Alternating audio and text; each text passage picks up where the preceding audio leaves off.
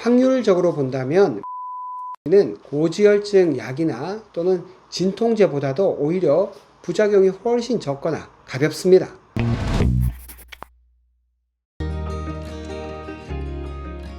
이제는 맨발 걷기 Q&A 시간입니다. 맨발 걷기를 하면서 통증과 관련된 다양한 질문을 받았습니다. 우선은 이 영상을 통해서 먼저 양해를 구하고자 합니다. 제가 일일이 답을 다 달지는 못하고 있습니다. 틈날 때 답을 달 때도 있지만 역부족입니다. 가급적 다양한 질문을 묶어서 영상으로 대답을 해드리려고 합니다. 그리고 이미 여러 번 말씀을 해드린 내용인데 영상으로나 댓글을 계속 남기기는 사실 좀 어렵습니다. 저희 유튜브 채널의 재생 목록에서 맨발 걷기와 관련된 내용들만 따로 이번에 묶어서 말씀을 드리는 거니까 참고해 주시기 바랍니다. 인터넷으로 알려진 대부분의 내용은 개인의 경험에 관한 것입니다. 개인의 경험은 참고사항은 될 수 있습니다. 그렇지만 완전한 의학적 기준이 될 수 없음은 꼭 이해하셔야 합니다. 자신의 상황을 감안해서 적절하게 조정해서 적용하시는 것이 좋습니다. 이어지는 내용 중 일부는 논문을 참고한 것이며 나머지는 제가 진료실에서 환자를 볼 때의 경험을 바탕으로 한 것입니다. 그러나 제가 직접 환자를 진찰하지 않은 상태에서 드리는 정보도 있는데 이런 것들은 분명히 한계가 있습니다. 저의 조언을 환자분들이 과도하게 절대적인 지식처럼 믿으시면 오히려 잘못된 길로 갈 우려가 있습니다. 그러니 증상이 나빠질 때는 가까운 전문병원을 찾아서 진찰을 받고 적절한 조언을 구하시기를 바랍니다. 앞으로 말씀드리는 내용은 대체로 맨발 걷기에 관한 긍정적인 내용보다는 부작용이나 불편했던 경험에 대한 내용, 의심스럽거나 조심스러운 그런 내용들이 많습니다. 지금까지 말씀드린 내용을 충분히 숙지하셨다면 이제부터 얘기하는 것들이 일부 사람들이 겪는 불편함과 조심스러운 내용입니다. 그렇지만 큰 원칙을 잘 따른다면 대체로 충분히 해소할 수 있는 것임을 아실 것입니다. 각각의 항목에 대한 긍정적인 답변이 거의 10배는 더 많지만 그 내용들을 일일이 다 영상으로 말씀드리기에는 너무 많은 시간이 필요합니다. 또 이미 앞에서 맨발 걷기의 효과에 대해서는 10가지로 정리해서 말씀을 드렸으니까 지금부터 하는 내용만 보고 맨발 걷기에 대해서 너무 겁먹지는 마시기를 미리 당부드립니다. 앞으로 말씀드리는 Q&A 모든 내용들은 의학적인 100%의 조언이 아닙니다. 반드시 여러분 개인에게 적절하게 적용하고 개인의 체력과 수준에 맞게 활용하시는 것이 가장 바람직한 활용법이 되겠습니다. 맨발 걷기에도 부작용이 있는가에 대해서는 좀 논란이 있습니다. 맨발 걷기는 자연스러운 행동이므로 이 과정에서 나타나는 불편한 증상들은 부작용이 아니라 몸이 회복되는 과정에서 나타나는 일시적인 반응, 즉 명현 반응이라고 해야 한다는 분들도 있습니다. 그런데 명현 반응이라는 게 사실은 한의학계에서도 별로 쓰이지 않는 단어입니다. 실제 의학적으로 쓰는 단어가 아닌데 중국 고서에 나오는 내용을 차용해서 쓰는 것이므로 이 책에서도 명현 반응이라는 용어는 쓰지 않으려고 합니다. 일반적인 통념으로는 치료를 했을 때 원하는 결과가 나타나기 전에 예상치 못한 불편한 증상이 나타날 때 명현 반응이라고 많이들 씁니다. 그래서 명현 반응은 일종의 호전 반응이라고 보는 경향이 있습니다. 그러나 모든 불편한 증상이 좋아지는 과정이라고 보기에는 무리가 있으므로 저는 이 책에서는 이상 반응이라고 부르겠습니다. 예를 들면 이런 것이죠. 맨발 걷기를 한 지 5일째인데 종아리가 너무 아픕니다. 맨발로 1시간 걸었는데 발이 아프고 열이 나는 것 같습니다. 맨발 걷기 시작한 지 며칠 되지 않았는데 뒤꿈치에 통증이 있어요. 이런 분들이 있었습니다. 충분히 그럴 수 있습니다. 제가 만난 맨발 걷기 마니아 중에는 이런 이상 반응을 극단적으로 참아가면서 하는 분이 있었습니다. 족저근막염이 있어서 발바닥이 아픈데도 석 달간 참고 했더니 다 해결되더라. 이렇게 얘기하는 분도 있었습니다. 제가 보기에 그분은 굉장히 의지가 강하신 것 같습니다. 일반적으로 이렇게 하라고 권할 수는 없을 것입니다. 대체로 맨발 걷기 후에 나타나는 이상 반응은 단계를 좀 낮추면 해결되는 경우가 많습니다. 이때 단계는 걷는 시간과 걷는 바닥의 종류를 말하는 겁니다. 걷는 시간을 줄이시거나 좀 더 부드러운 바닥을 선택하신다면 이상 반응이 대체로 해소됩니다.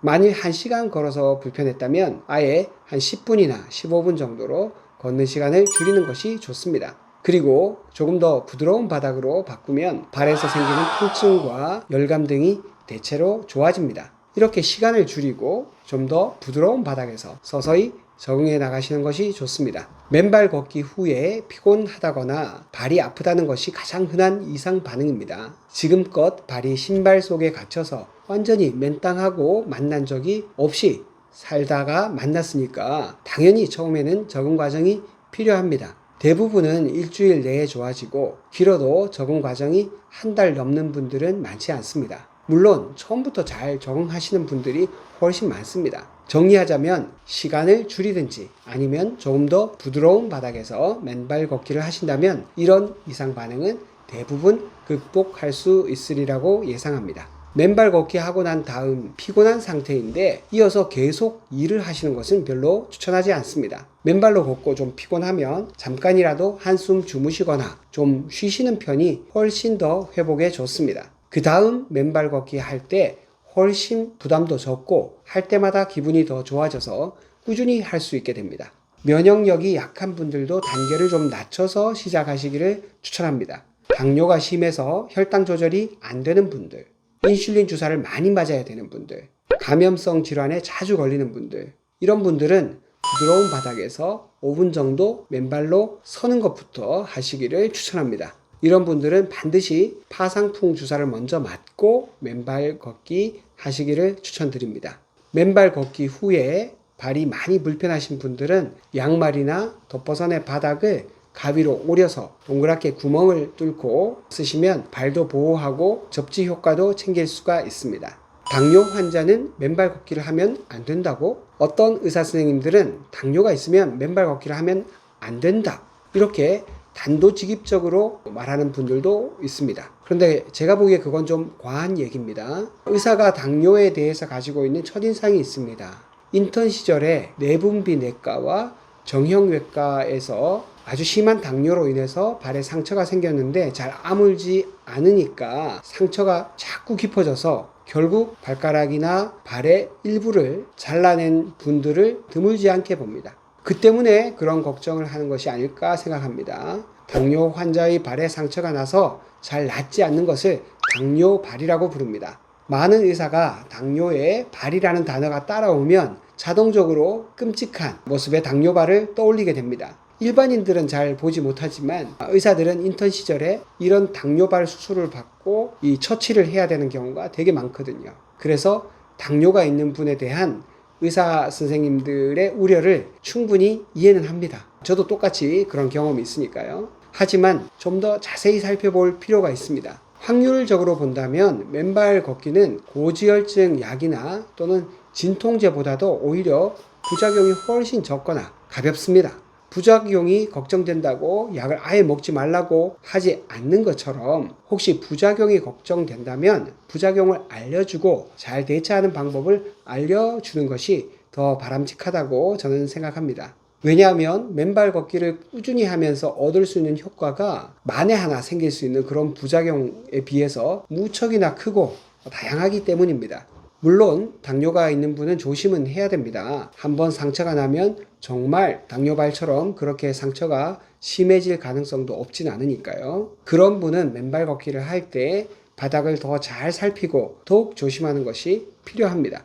위험할 정도로 당뇨가 잘 조절되지 않는 분이라면 꼭 파상풍 예방 접종을 하시기를 권합니다. 접지 신발이나 접지 양말을 사용하는 것도 좋은 대안입니다. 맨발로 걷는 것과 똑같지는 않겠지만 그래도 접지 효과를 좀 충분히 누릴 수 있습니다. 그리고 당뇨가 잘 조절되시는 분이라면 맨발로 걷고 난 다음에 발을 씻으면서 자기 발을 꼼꼼하게 체크하는 정도만 하더라도 큰 무리 없이 맨발 걷기를 즐기실 수 있습니다.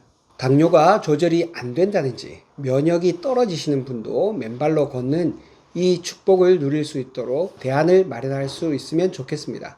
맨발 걷기를 통해 발을 튼튼하게 하고 균형 감각을 기르고 혈액의 흐름을 원활하게 하는 등 다양한 효과를 통해서 전신적인 건강을 회복하는 분들이 많습니다. 저도 의사 생활한 지 20년 가까워지니까 갈수록 크게 다가오는 것이 있습니다. 바로 스트레스의 영향입니다. 의사 생활 초기에는 스트레스가 만병의 근원이라는 일반인들의 인식이 그냥 막연하게 느껴졌습니다. 그 당시는 의학 교과서나 논문에서도 스트레스가 질병의 직접적인 원인이라고 지목하는 경우가 거의 없었습니다. 그런데 최근 뇌과학과 심리학이 발달하면서 스트레스가 질병의 직접적인 원인으로 끼지 않는 곳이 별로 없을 정도로 현대인의 질병에는 스트레스가 바닥에 깔려 있습니다.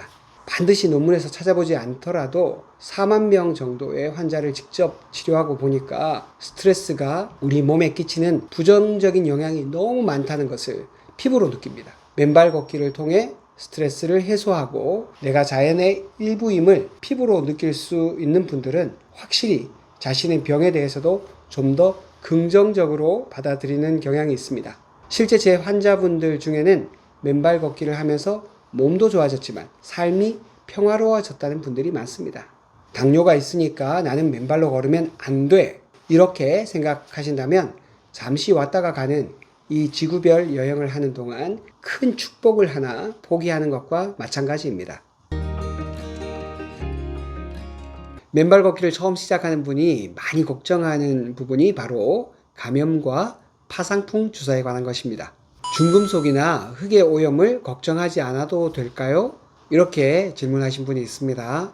주변에 오염시설이 있다면 정말 걱정이 되실 수도 있겠습니다. 그러나 일반적으로는 그렇게 걱정할 만큼 우리 주변의 토양 오염이 심각하지 않습니다. 그래도 걱정이 되신다면 다른 분이 이미 맨발 걷기를 많이 하고 있는 곳을 찾으시면 좀 어떨까요? 운전을 할 때 주변 차량의 흐름을 잘 따르기만 해도 크게 사고 날 일이 없듯이 이런 문제라면 많은 분이 이미 하고 있는 곳은 좀 더 안전하지 않을까 싶습니다. 기생충이 있으면 감염될 수 있을 텐데 걱정하지 않아도 될까요?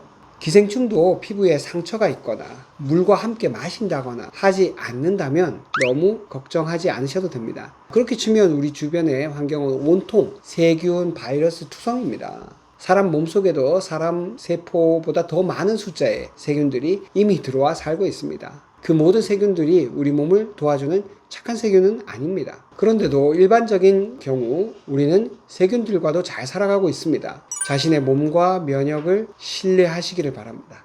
사람의 몸은 이 사연을 주신 분의 생각만큼 그렇게 연약하지 않습니다. 여러분 스스로를 좀 믿으시기 바랍니다. 잔디밭은 쯔쯔가무시와 같은 가을철 감염병 때문에 걱정이 돼요. 쯔쯔가무시병과 같은 감염병은 만만한 질환은 분명 아닙니다.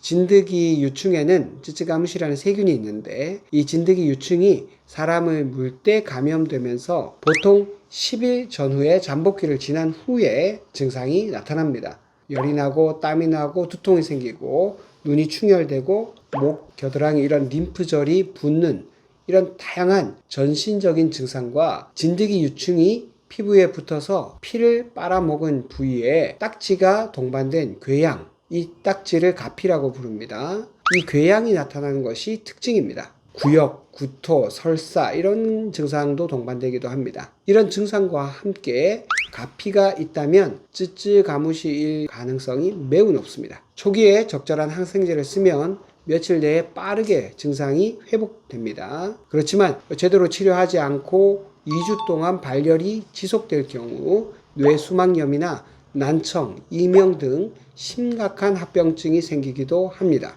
쯔쯔가무시보다 더 무서운 것이 중증 열성 혈소판 감소 증후군입니다. 너무 길죠? 이걸 줄여서 SFTS라는 병이 생기는 것이 더 무서운 일입니다. 이 병은 사망률이 약 6%에 이릅니다. 그리고 이 병을 일으키는 바이러스에 감염된 작은 소, 참 진드기에 물렸을 때 발생합니다. 이 진드기가 바이러스에 감염되었을 확률은 0.5%이므로 이 진드기에 물렸다고 해도 이 무서운 병에 걸릴 확률은 0.5%보다 더 낮습니다. 왜냐하면 바이러스의 양이 적거나 면역이 좋은 사람은 특별한 증상을 나타내지 않기도 하기 때문입니다. 만일 질병으로 진행하면 주로 2주 이내에 증상이 발생하고 38도 이상의 고열, 식욕 부진, 메스껍고 토하고 설사 이런 소화장애가 특징적으로 나타납니다.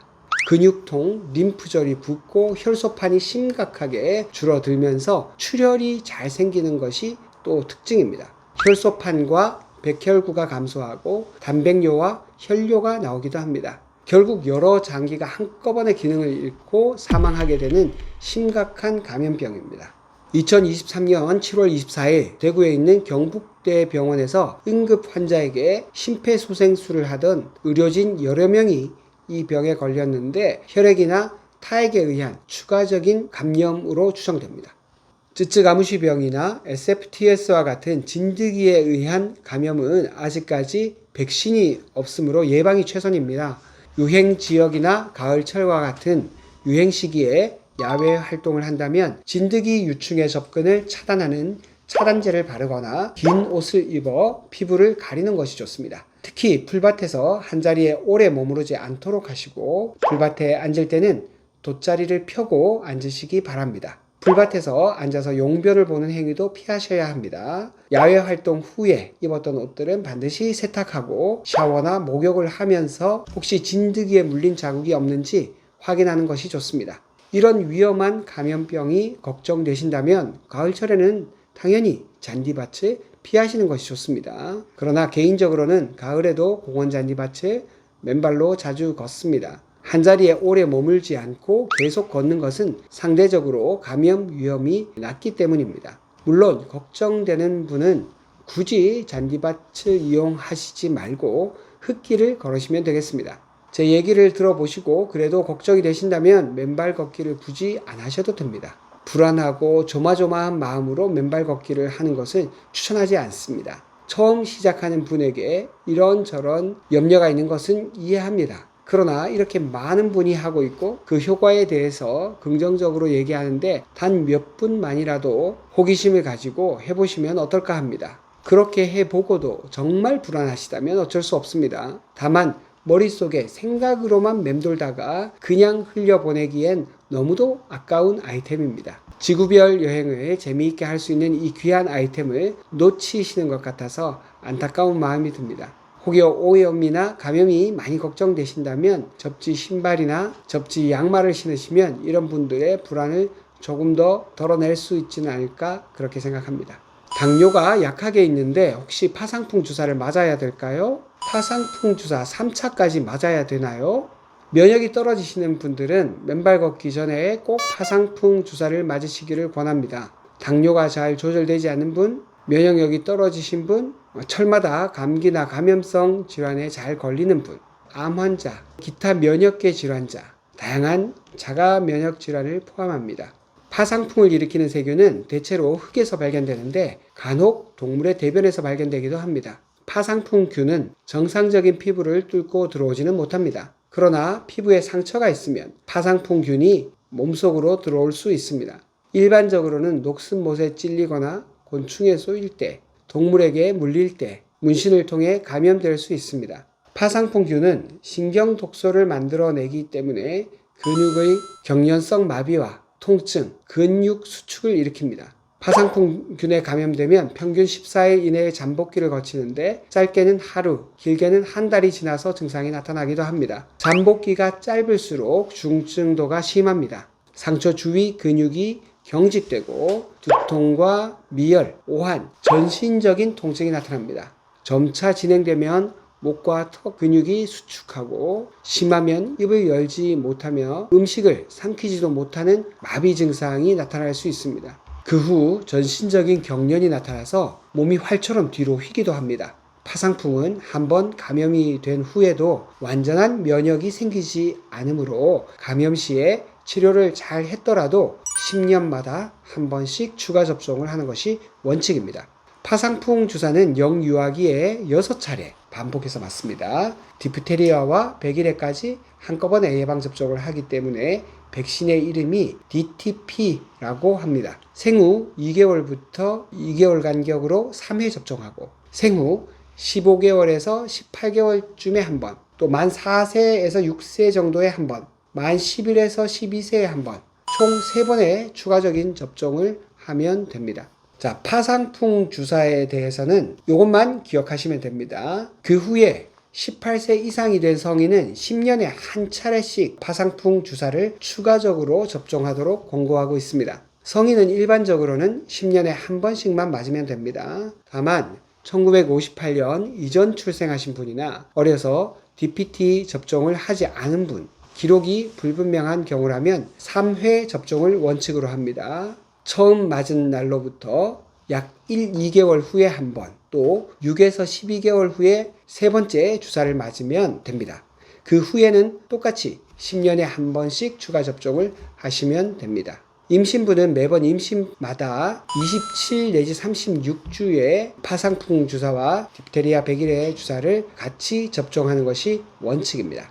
파상풍 예방접종을 받지 않은 채로 발에 상처가 났다면 또 다른 파상풍 예방주사가 있습니다. 이때 상처가 있으면 건강보험이 적용돼서 가격도 큰 부담이 없습니다. 파상풍 예방접종을 본인 부담으로 하시면 대체로 한 3만원에서 5만원 정도 사이로 맞으실 수가 있습니다. 보건소에 가시면 가격이 좀 더 저렴하다고 합니다. 그러니까 너무 걱정하지 마시고 18세 이상 성인은 맨발 걷기 하시기 전에 아예 파상풍 주사를 맞는 것이 좋습니다. 원래 10년에 한 번씩 추가 접종을 하는 것이니까 복잡하게 생각하지 마시고 특별한 경우가 아니라면 모두 접종을 한 후에 맨발 걷기 하시기를 추천드립니다. 수천 개가 넘는 댓글 질문들 중에서 제가 뽑은 가장 훌륭한 질문은 다음과 같습니다. 맨발 걷기로 자유전자가 들어와서 활성산소를 없애버린다면 활성산소가 세균을 억제하거나 노화된 세포를 제거하는 좋은 기능까지도 억제되는 것 아닌가요? 상당히 좋은 질문을 하셨습니다. 이 질문은 중요한 것이라서 자세하게 알아보는 게 좋겠습니다. 지금부터 말씀드릴 활성산소 이야기는 제가 자료를 찾은 것도 있고 이화여대 생명과학과 배윤수 교수님 자료를 참조하기도 했습니다.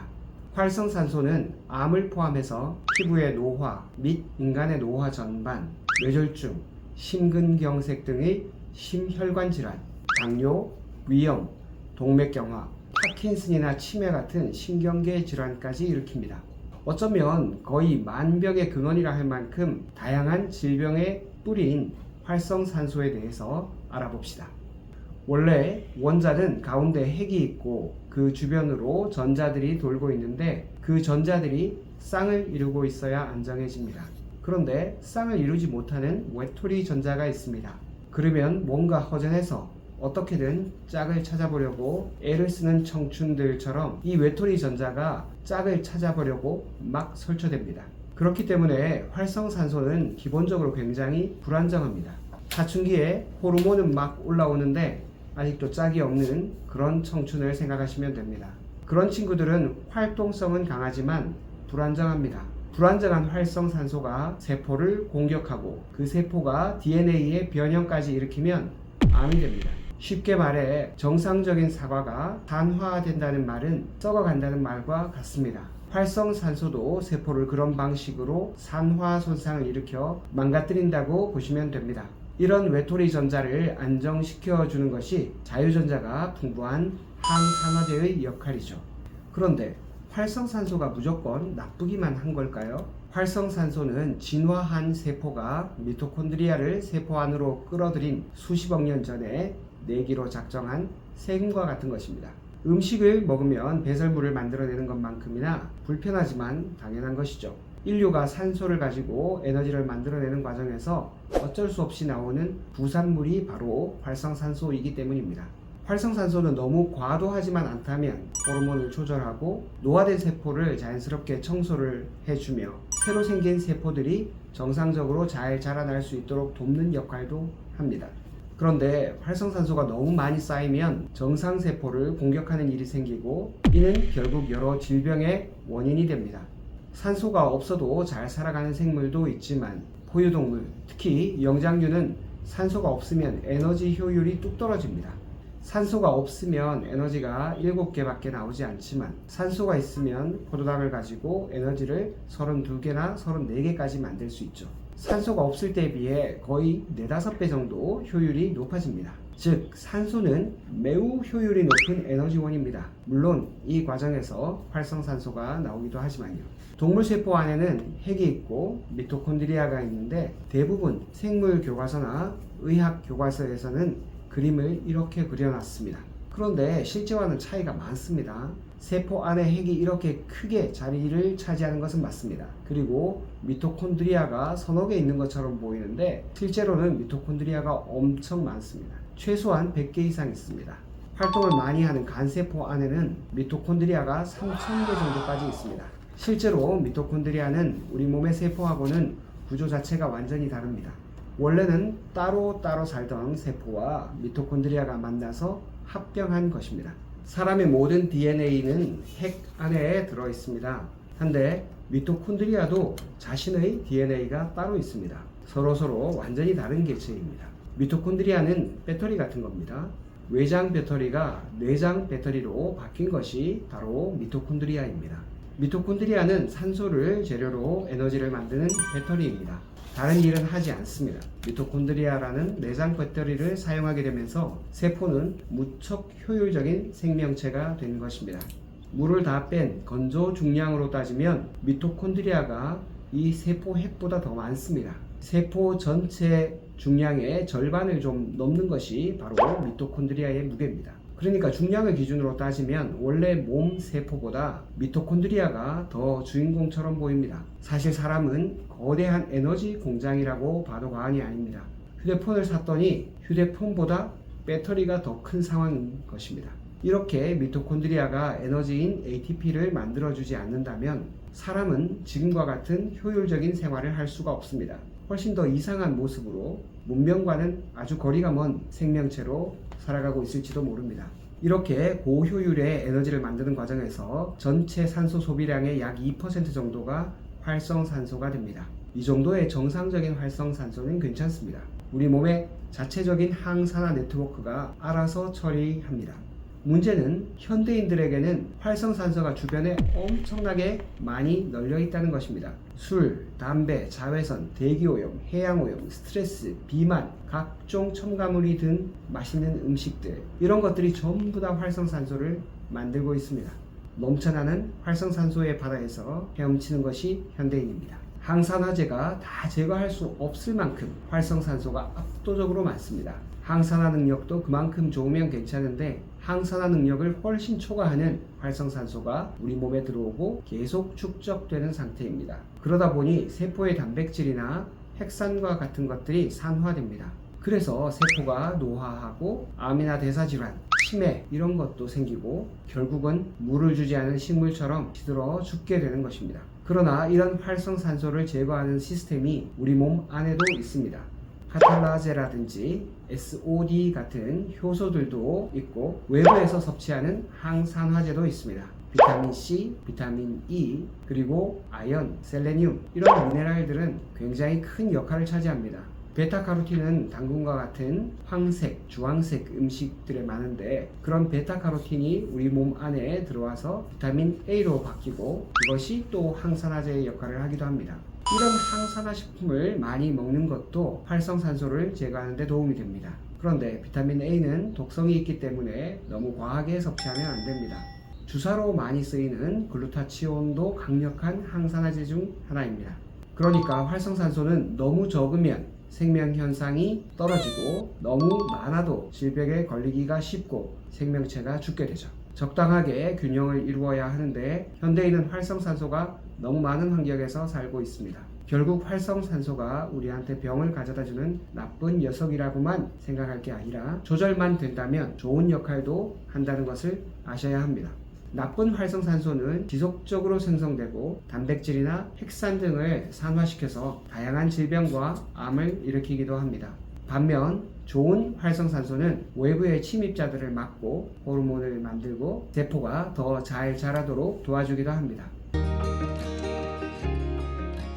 우리 몸 안에서 활성산소의 영향을 가장 많이 받는 곳은 어디일까요? 몸이 외부 환경과 맞닿는 곳입니다.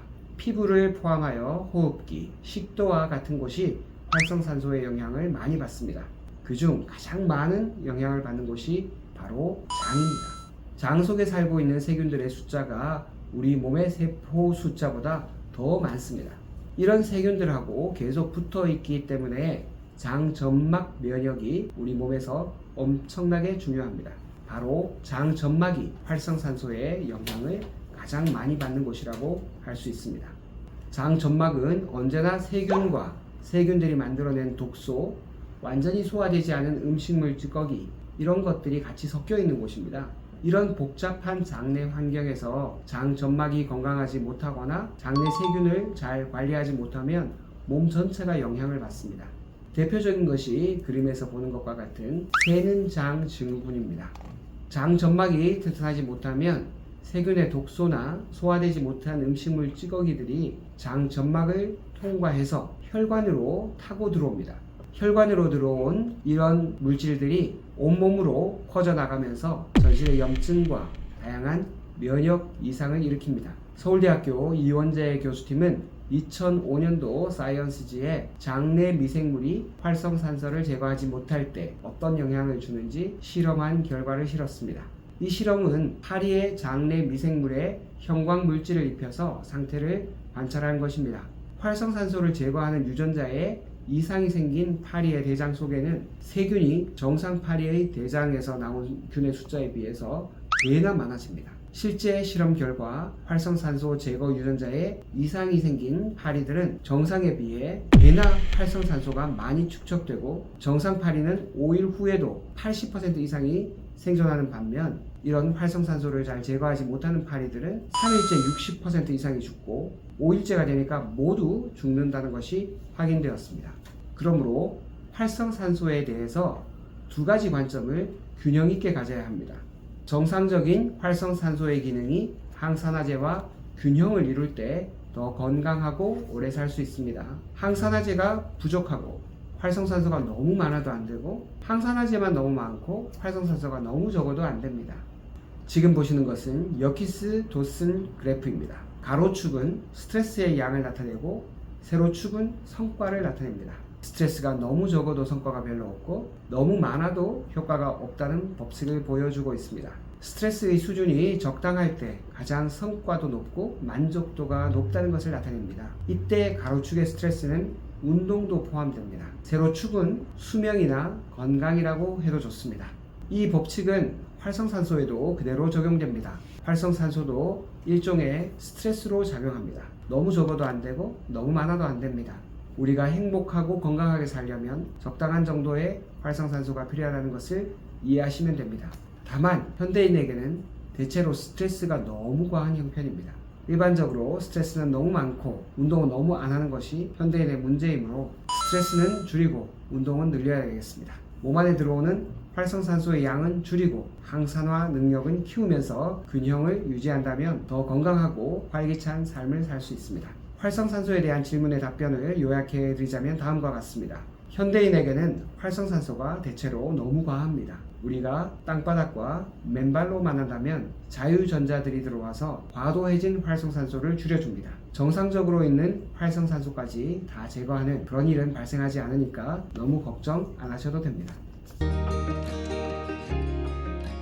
맨발 걷기에서 장소에 관하여 가장 궁금한 점은 접지가 잘 되는지 여부입니다. 여러 의문점에 대해 확실하게 대답을 해드리겠습니다. 첫 번째 사실은 지구와 내 몸 사이에 전기의 흐름을 방해하는 물체, 즉 부도체죠. 부도체가 놓여 있으면 접지가 안 된다는 것입니다. 예를 들면 아스팔트, 우레탄 이런 것들은 인공적으로 지구와 내 몸 사이에 연결을 끊어놓는 물체입니다. 신발도 마찬가지로 부도체이기 때문에 접지를 막고 있습니다. 두 번째 사실은 완벽한 접지도 있고 약간의 방해를 감안하더라도 부분적인 접지 효과가 있는 것도 있다는 것입니다. 돌이 대표적입니다. 돌의 두께나 성질에 따라 접지가 되는 곳도 있고 접지가 되지 않는 곳도 있었습니다. 주로 얇은 돌은 좀 잘 되고 두꺼운 돌은 상대적으로 잘 되지 않았습니다. 세 번째 사실은 물기가 있는 곳이 접지가 더 잘 된다는 것입니다. 그냥 양말을 신는 것보다는 양말에 물을 적신 경우가 좀 더 접지가 잘 되는 경향이 있습니다.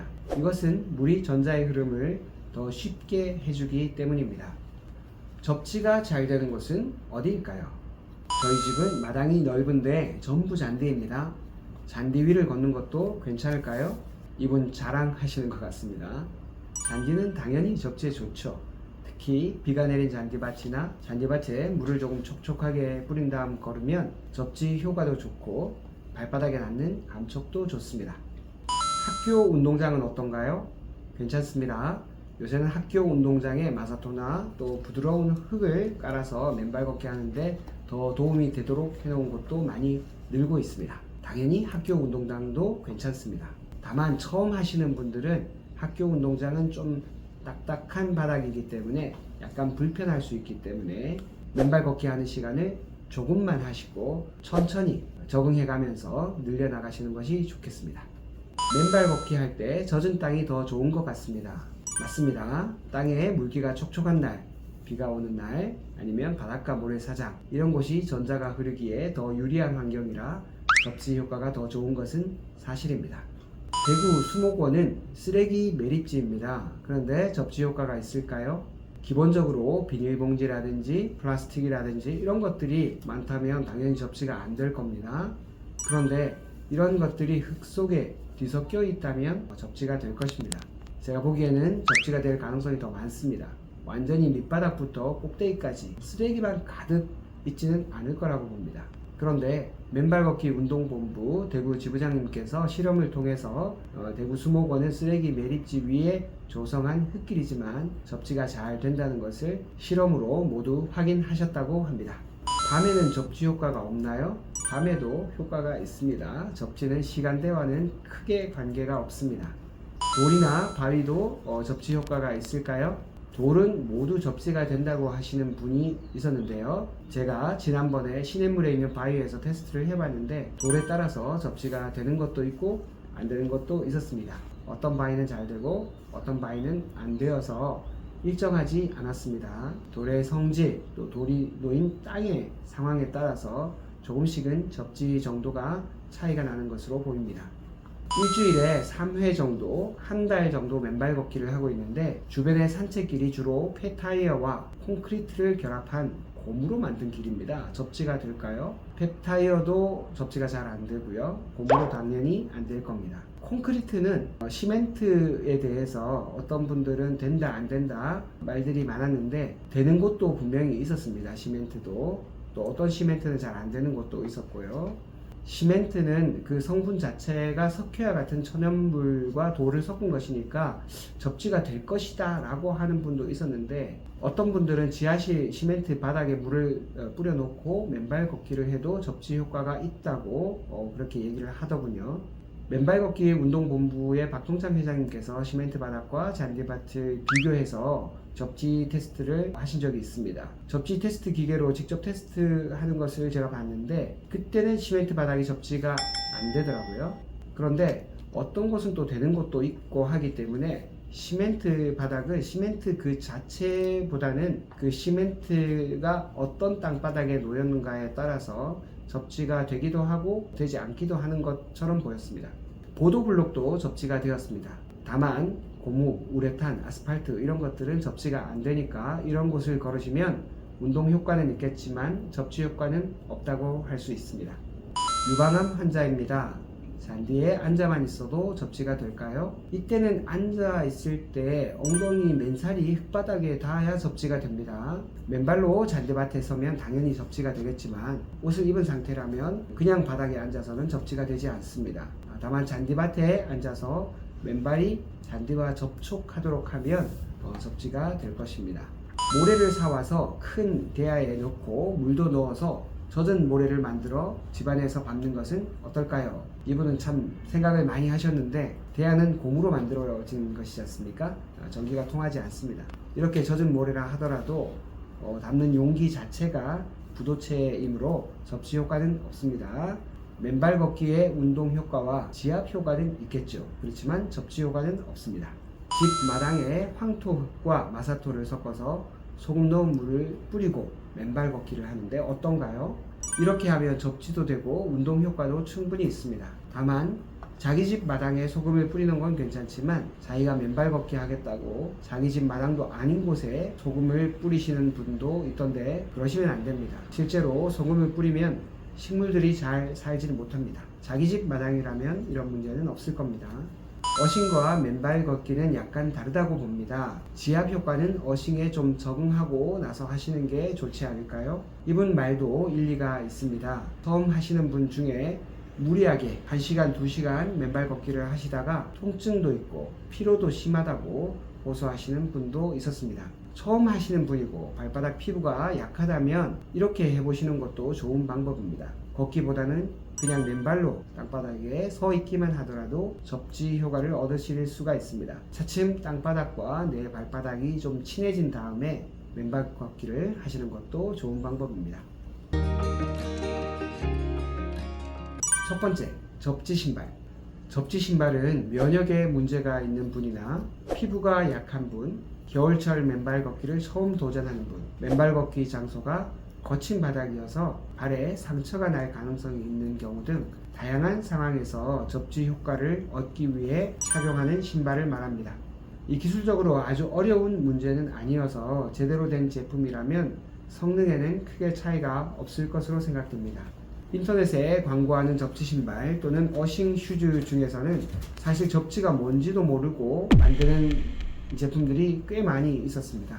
특히 해외 배송 제품은 반품도 쉽지 않으니까 주의해서 구매하시는 것이 좋습니다. 제가 찾아본 접지 신발 중 정말 접지가 제대로 되는 것은 국산 제품이었고 가격은 대략 7만원 이상이었습니다. 접지 신발을 인터넷으로 사실 때 저가 제품인 경우 꼼꼼히 따져보시고 정말 접지가 되는지 또 접지가 잘 안된다면 반품이 잘 되는지 꼭 확인하고 구입하시기를 바랍니다. 가급적이면 국산 전문회사 제품을 사시는 것을 추천드립니다. 접지 신발 만드는 법. 운동화에 구리선을 끼워서 집에서 신던 신발로 접지 신발을 만들 수도 있습니다. 전선에 피복을 벗겨서 꺼낸 굵은 구리선을 가지고 신발 밑창의 바닥과 발이 닿는 신발 안쪽을 연결해서 간편하게 접지 신발을 만들어서 신는 것도 좋은 방법이 될 수 있습니다.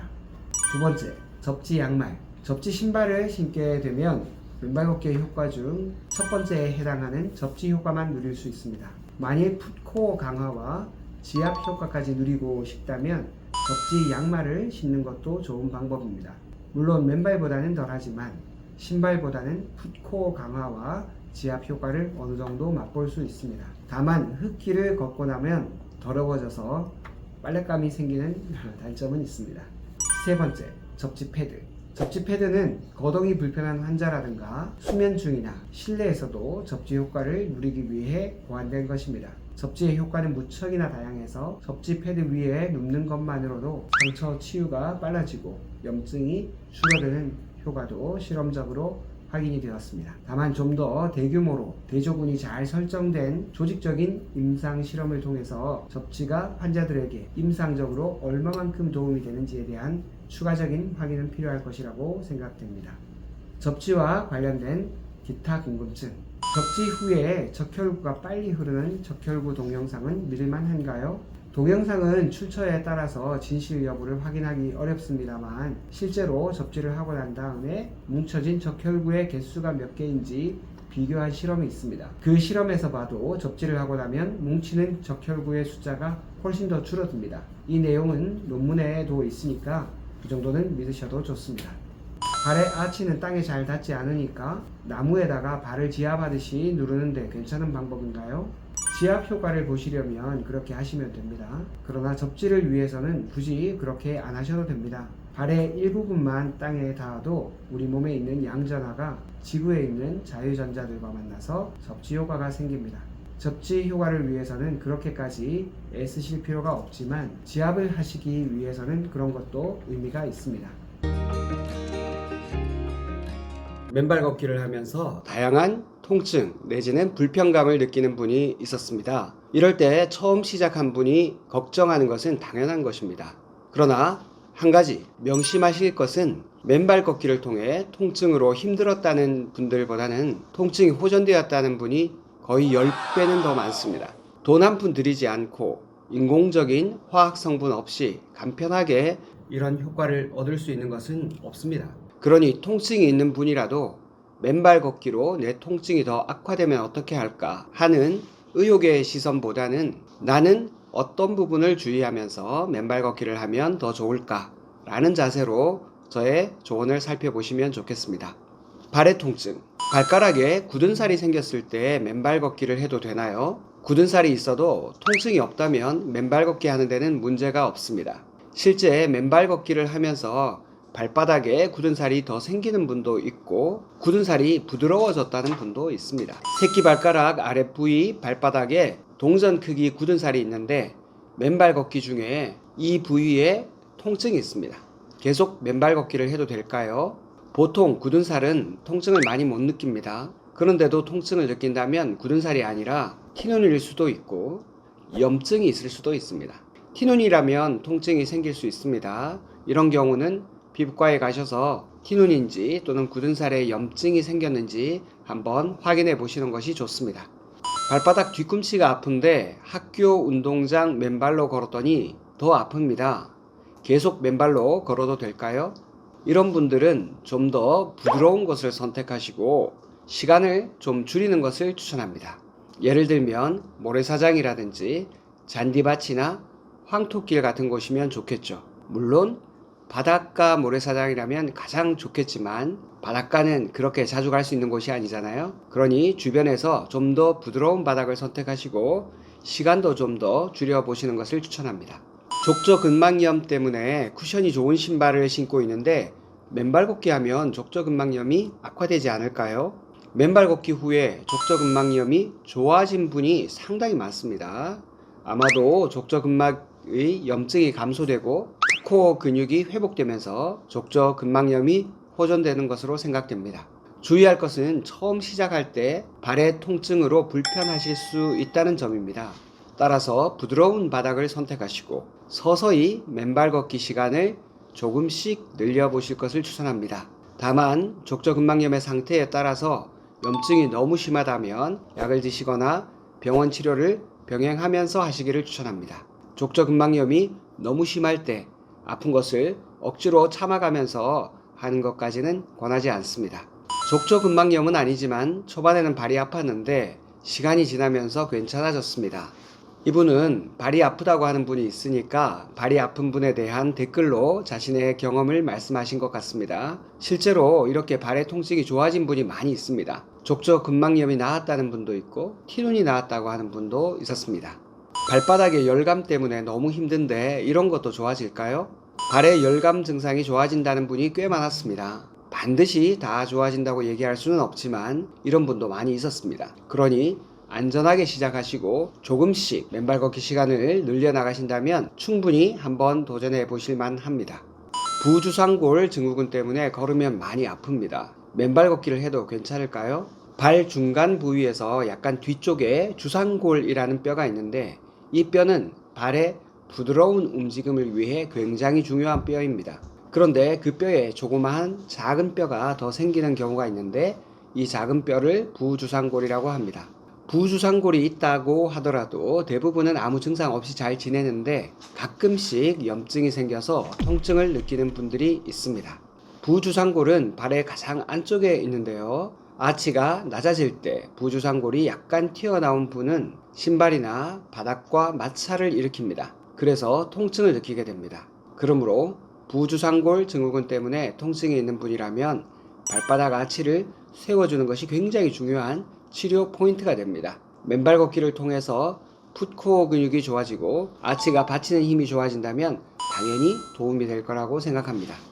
다만 부주상골 증후군으로 염증이 심해서 겉으로 보기에도 빨갛게 부어 있을 때는 조금 더 부드럽고 안전한 곳에서 하시거나 접지 신발을 신으시기를 추천합니다. 그리고 부주상골에는 종아리 뒤에서 내려와서 발을 밑으로 내리는 후경골근이라는 근육의 힘줄이 붙어 있습니다. 후경골근을 충분히 이완하는 것이 부주상골 증후군 통증을 회복하는 데 도움이 됩니다. 따라서 종아리를 지그시 깊숙하게 마사지를 해주고 걸으신다면 더 좋은 효과가 있을 것입니다. 무지외반증, 지간신경종 이런 병이 있는 사람의 증상도 좋아지나요?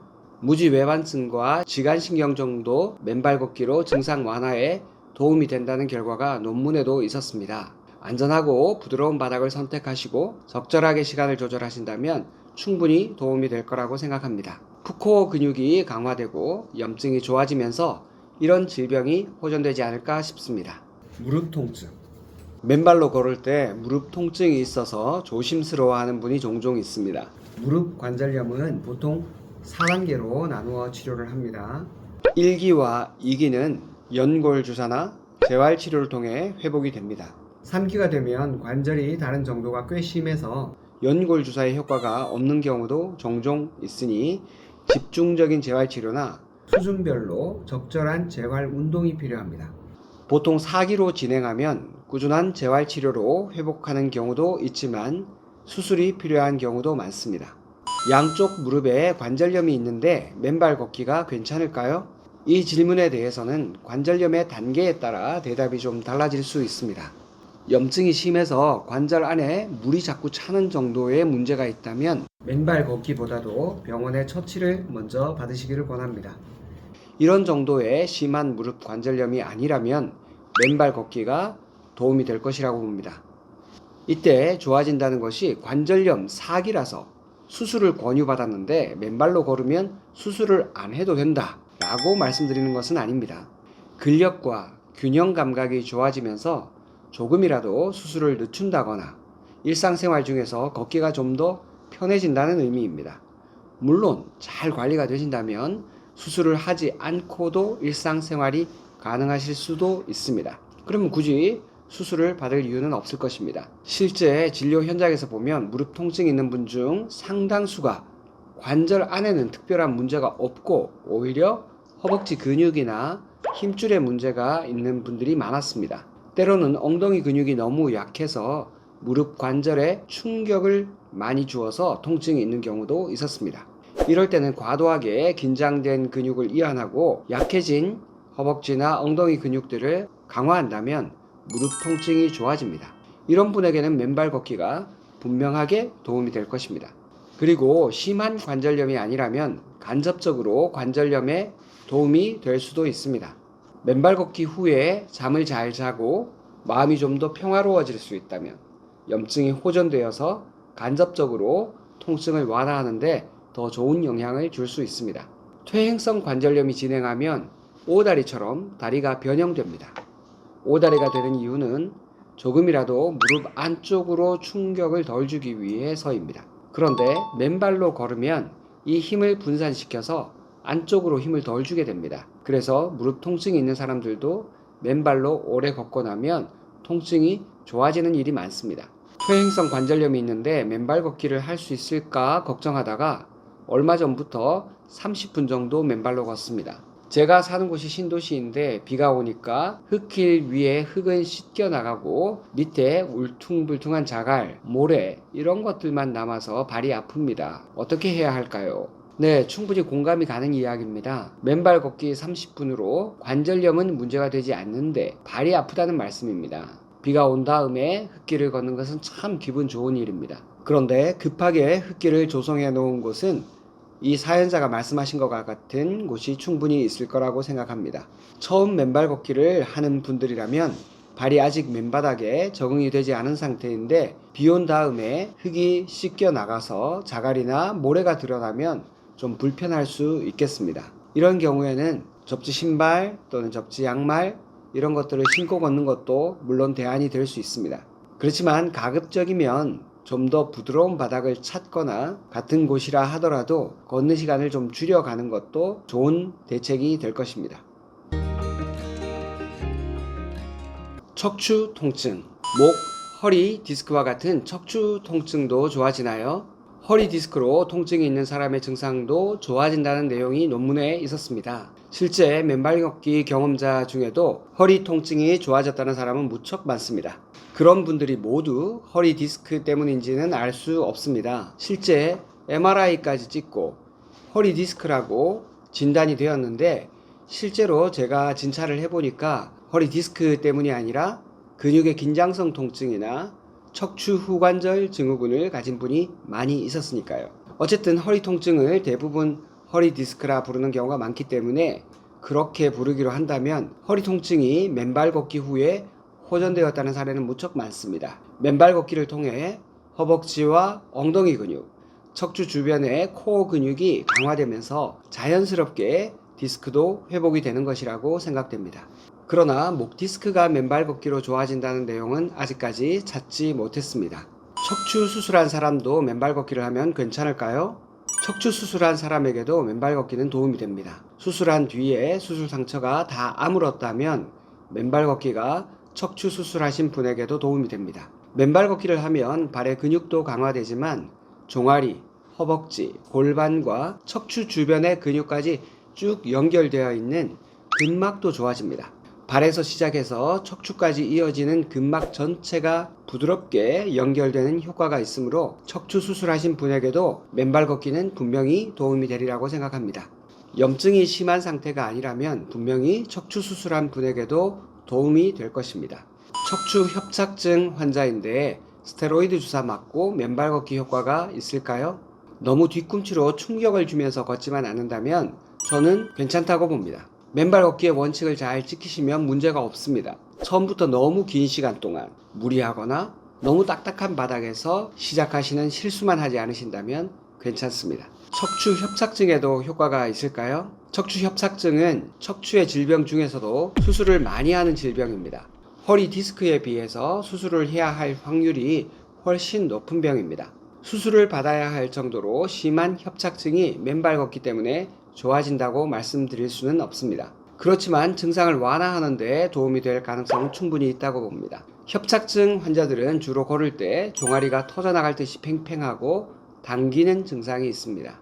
이런 증상이 척추에서 신경이 자극되는 경우도 있지만 허벅지와 종아리 근육이 약해지거나 지나치게 긴장하면서 생기기도 합니다. 사실 엄밀하게 말해 근육의 문제라면 척추 협착증이라고 할 수는 없습니다. 그러나 우리가 드러나는 증상이 척추 협착증과 비슷하기 때문에 혼동을 하는 경우도 꽤 있습니다. 맨발 걷기를 하면서 허리와 발의 코어 근육이 강화되고 종아리와 허벅지 근육들도 튼튼해진다면 그런 증상들이 좀 줄어들 가능성이 충분히 있습니다.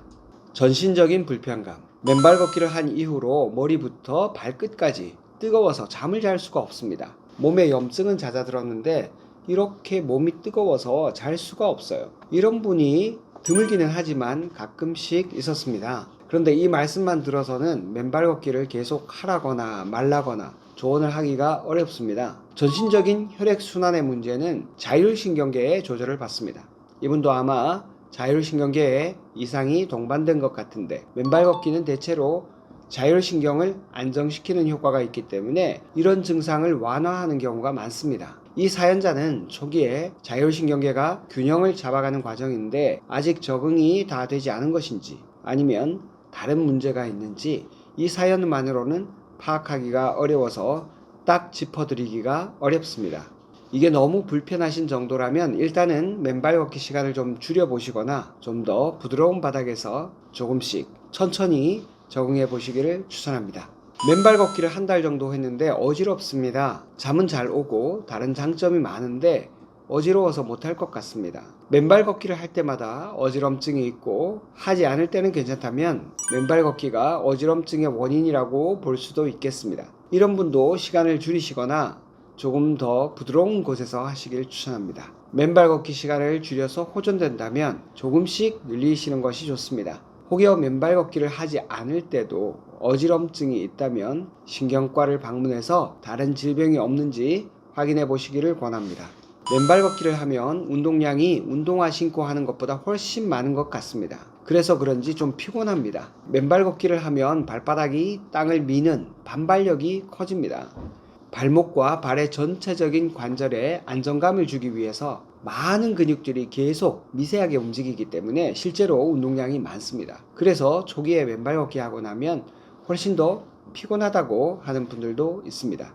어떤 분은 잠이 잘 온다고 하고, 드물지만 어떤 분은 잠을 설쳤다고 하는데 다 같은 얘기일 가능성이 많습니다.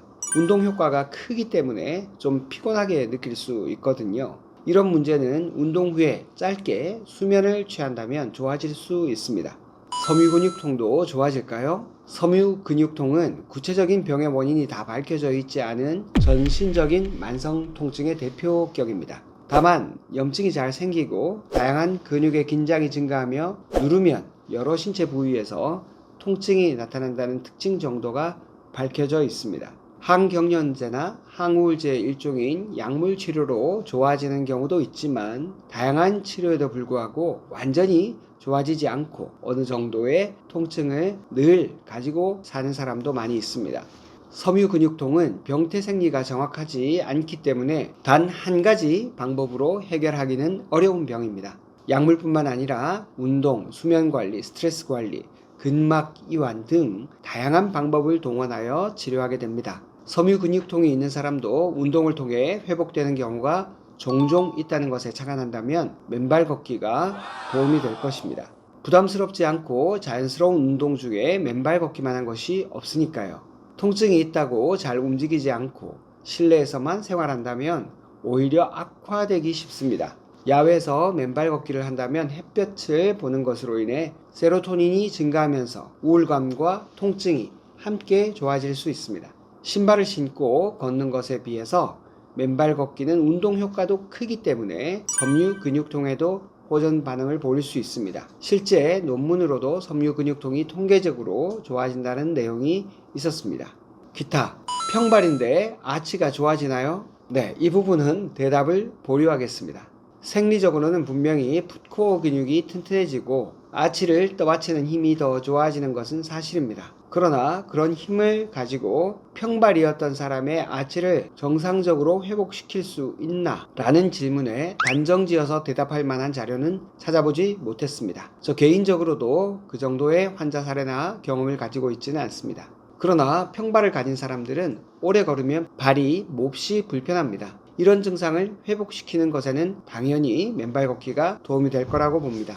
맨발 걷기 초반에는 근육에 힘이 많이 들어가서 좀 불편하시겠지만 시간이 점점 흐를수록 발가락 근육이 튼튼해지고 아치를 받치는 힘도 좋아지기 때문에 발의 기능은 더 좋아질 것입니다. 논문으로는 독일과 남아프리카 공화국의 18세 이하 학생들을 대상으로 한 실험이 있었습니다. 맨발로 지내는 아이들, 남아공 아이들과 신발을 신고 지낸 독일의 아이들의 아치 높이를 비교한 결과가 있습니다. 그런데 이 연구는 상당히 오랜 기간 동안 맨발로 지냈으며 한창 성장하는 어린 나이의 아이들을 대상으로 한 것이기 때문에 성인에게 똑같이 적용하는 데는 한계가 있습니다. 이상과 같이 맨발 걷기에 대한 다양한 통증 반응을 알아보았습니다. 맨발 걷기를 하고 난 다음 어떤 이상 반응이 나타났다면 그게 반드시 맨발 걷기 때문이라고 확정 짓기가 어렵습니다. 혹여나 다른 문제가 있을 수 있으니까 함께 염두에 두시고 필요하면 전문의와 상의하시길 바랍니다. 그리고 우리가 일반적으로 통증 때문에 먹는 진통제들의 효과를 한번 생각해 보겠습니다. 진통제 중에 상당히 잘 듣는다고 하는 진통제도 10명이 그 약을 먹으면 6명 정도가 통증이 좋아집니다. 4명은 별로 반응이 없거나 오히려 증세가 더 악화되는 경우도 있습니다. 10명 중에 6명만 약의 효과를 보니까 나쁜 약일까요? 그렇지 않습니다. 진통제 중에 10명 중에서 6명이 좋은 반응을 하는 약이 있다면 그 약은 상당히 좋은 약에 속합니다. 그런데 그나마 6명의 통증이 회복되었다고 해도 그 6명 중에 4명은 약의 효과가 아닙니다. 약의 화학 성분 효과가 아니라는 거죠. 왜냐하면 10명 중에 진통제와 똑같이 생긴 밀가루로 된 약을 주어도 10명 중에 4명은 좋아지기 때문입니다. 실제 약은 아니지만 밀가루 약을 먹고 좋아진 이 4명을 플라시보 효과라고 합니다. 그래서 일반적으로 진통제가 60% 정도의 효과가 있다면 60% 중에 40%가 플라시보 효과이고 20%만 화학 성분의 효과입니다. 그렇게 본다면 진통제는 오히려 부작용이 있을 가능성도 있는데 맨발 걷기는 그런 부작용이 매우 적거나 있다 하더라도 아주 가볍습니다. 그리고 진통제를 사 먹을 때 우리가 약국에 가서 약을 직접 사기도 하고 때로는 병원에 가서 진찰을 보고 또 약을 처방받기도 하지 않습니까? 그런 것을 감안한다면 맨발 걷기는 진료를 보지 않아도 되고 약값을 지불하지 않아도 되고 또 약에 의한 부작용도 그런 것보다 훨씬 더 덜하고 실제 좋아지는 사람의 빈도도 10명 중에 9명은 좋아지고 1명이 부작용이 있는 것입니다. 그렇게 생각한다면 맨발 걷기는 가장 부작용이 적은 아주 자연적인 진통제라고 할 수도 있습니다. 사람이 맨발로 땅과 만나는 것은 자연스러운 일입니다. 지구에 기대어 사는 생명체가 지구와 맨몸으로 만나는 것은 당연하고 자연스럽죠. 이토록 자연스러운 일을 가지고 이건 100%안 된다, 이것은 100% 된다, 이렇게 단정적으로 얘기할 수 없습니다. 맨발 걷기가 어떤 분한테는 효과가 아주 크지만 어떤 분한테는 효과가 좀 적을 수도 있습니다. 때로는 역효과가 나는 분도 있을 수 있습니다. 그걸 개인적으로 받아들이고 자기에게 맞게 조정해 가는 과정이 필요합니다. 사람은 기계처럼 찍어낸 것이 아니기 때문에 모든 통증이 다 다릅니다. 비록 진단명이 같더라도 통증의 정도와 양상은 사람의 얼굴만큼이나 다양한 모습을 나타냅니다. 그래서 아무리 좋은 치료라 하더라도 통증에 적용할 때 무조건 된다, 안 된다, 칼로 두부 자르듯이 나누어 얘기할 수는 없습니다. 맨발 걷기와 같은 자연 치유도 예외가 아닙니다. 스스로 맨발 걷기의 목표와 기준을 정하고 그 기준에 맞게 꾸준히 실천해 가면서 목표에 가까이 가는지 살피는 것이 통증을 조금이라도 완화하고 자연스러운 맨발 걷기를 하기 위한 좋은 마음가짐입니다. 암에 관하여 저는 소장암 3기라 수술한 지 1년 되었고 지금은 항암 치료 중입니다. 맨발로 걸어도 되나요? 맨발로 걸으셔도 되고 맨발로 걸으시는 것을 추천합니다.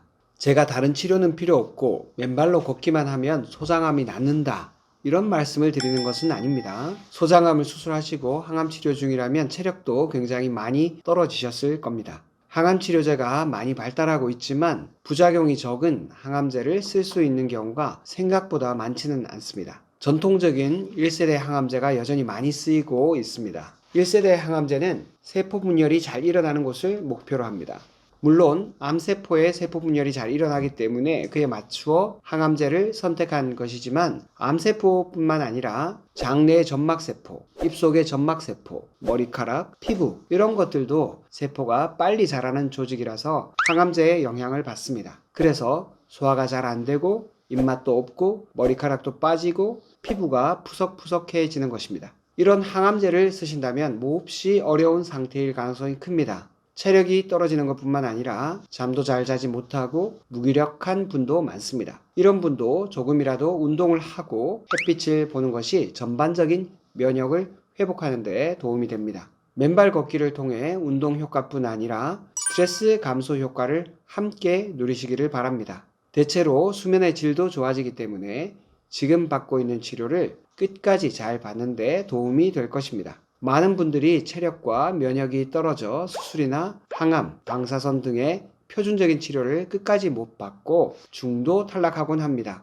이분들도 맨발 걷기와 함께 적절한 식이요법과 영양의 균형을 찾아가신다면 분명 더 좋은 결과를 얻을 것입니다. 암 환자는 표준 치료와 함께 맨발 걷기 하시기를. 대학병원에서 더 이상 수술이나 항암을 해봐야 의미가 없다고 표준 치료를 권하지 않는 경우도 있습니다. 그런 분 가운데 더 이상 다른 치료에 의지하지 않고 맨발 걷기만 열심히 하셨다는 분을 본 적이 있습니다. 그분의 삶에 대한 의지와 강한 신념에 찬사와 박수를 보냅니다. 정말 엄청난 성과이고 실제 그 기전을 자세히 밝혀서 많은 분들에게 도움이 되면 좋겠습니다. 그러나 수술, 항암, 방사선 치료 등의 표준 치료를 다 받으면서 맨발 걷기를 하시는 분이 훨씬 더 많습니다. 그런 분 중 간혹 마치 다른 치료는 받지 않고 맨발 걷기만으로 다 나은 것처럼 말씀하시는 분도 보았습니다. 이것은 적절한 치료를 제때 받아야 하는 많은 암 환우를 큰 어려움에 빠뜨릴 수 있습니다.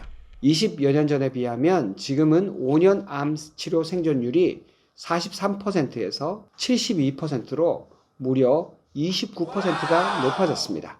물론 치료 기술이 좋아진 면도 있고 건강검진으로 인해서 조기에 발견해서 생존율이 높아진 면도 있습니다. 그렇지만 표준 치료는 여전히 통계적으로 가장 의미가 있는 치료입니다. 더 이상 표준 치료가 어려운 분은 맨발 걷기에 올인하는 그것은 좋습니다. 치료도 치료지만 그 자체로 스트레스를 줄이고 잠을 깊게 자도록 도와주기 때문에 삶이 좋아질 테니까요. 그렇지만 표준 치료, 즉 수술, 항암, 방사선 이런 치료로 좋아질 가능성이 높은 상황에서 표준 치료는 뒤로 하고 맨발 걷기만으로 해결하는 분이 있다면 그것은 안 될 일입니다. 맨발 걷기는 무척이나 훌륭한 암 치료 보조제입니다. 그러나 제때 수술이 가능한 경우라면 수술을 받고 항암이나 방사선 치료도 주치의와 잘 상의하여 자신의 체력과 몸 상태에 맞추어서 결정하시는 것이 좋습니다. 항암이나 방사선 치료 중에 체력이 떨어지고 입맛을 잃고 모든 의욕도 사라져갈 때 맨발 걷기는 당신이 끝까지 그 길을 잘 지나가도록 돕는 훌륭한 친구가 될 것입니다.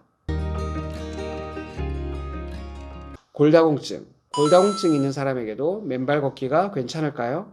골다공증은 뼈를 새로 만드는 세포의 활동이 낡은 뼈를 제거하는 세포의 활동보다 현저히 떨어질 때 뼈에 있는 칼슘이 빠져나가면서 생기는 병입니다. 노화, 성호르몬의 결핍, 비타민 D 결핍, 무갑상선 질환 등 다양한 질병으로 골밀도가 낮아지면서 골다공증이 발생합니다. 이렇게 되면 넘어지거나 외부의 충격에 골절이 쉽게 생깁니다. 골다공증이 심하면 심지어 기침을 하다가도 갈비뼈가 부러지는 경우가 있기도 합니다. 맨발 걷기가 골다공증에도 도움이 된다고 봅니다. 소변으로 인산이 덜 빠져나가기 때문에 골다공증에도 효과가 있을 것이라고 추정한 간접적인 실험 결과도 있습니다.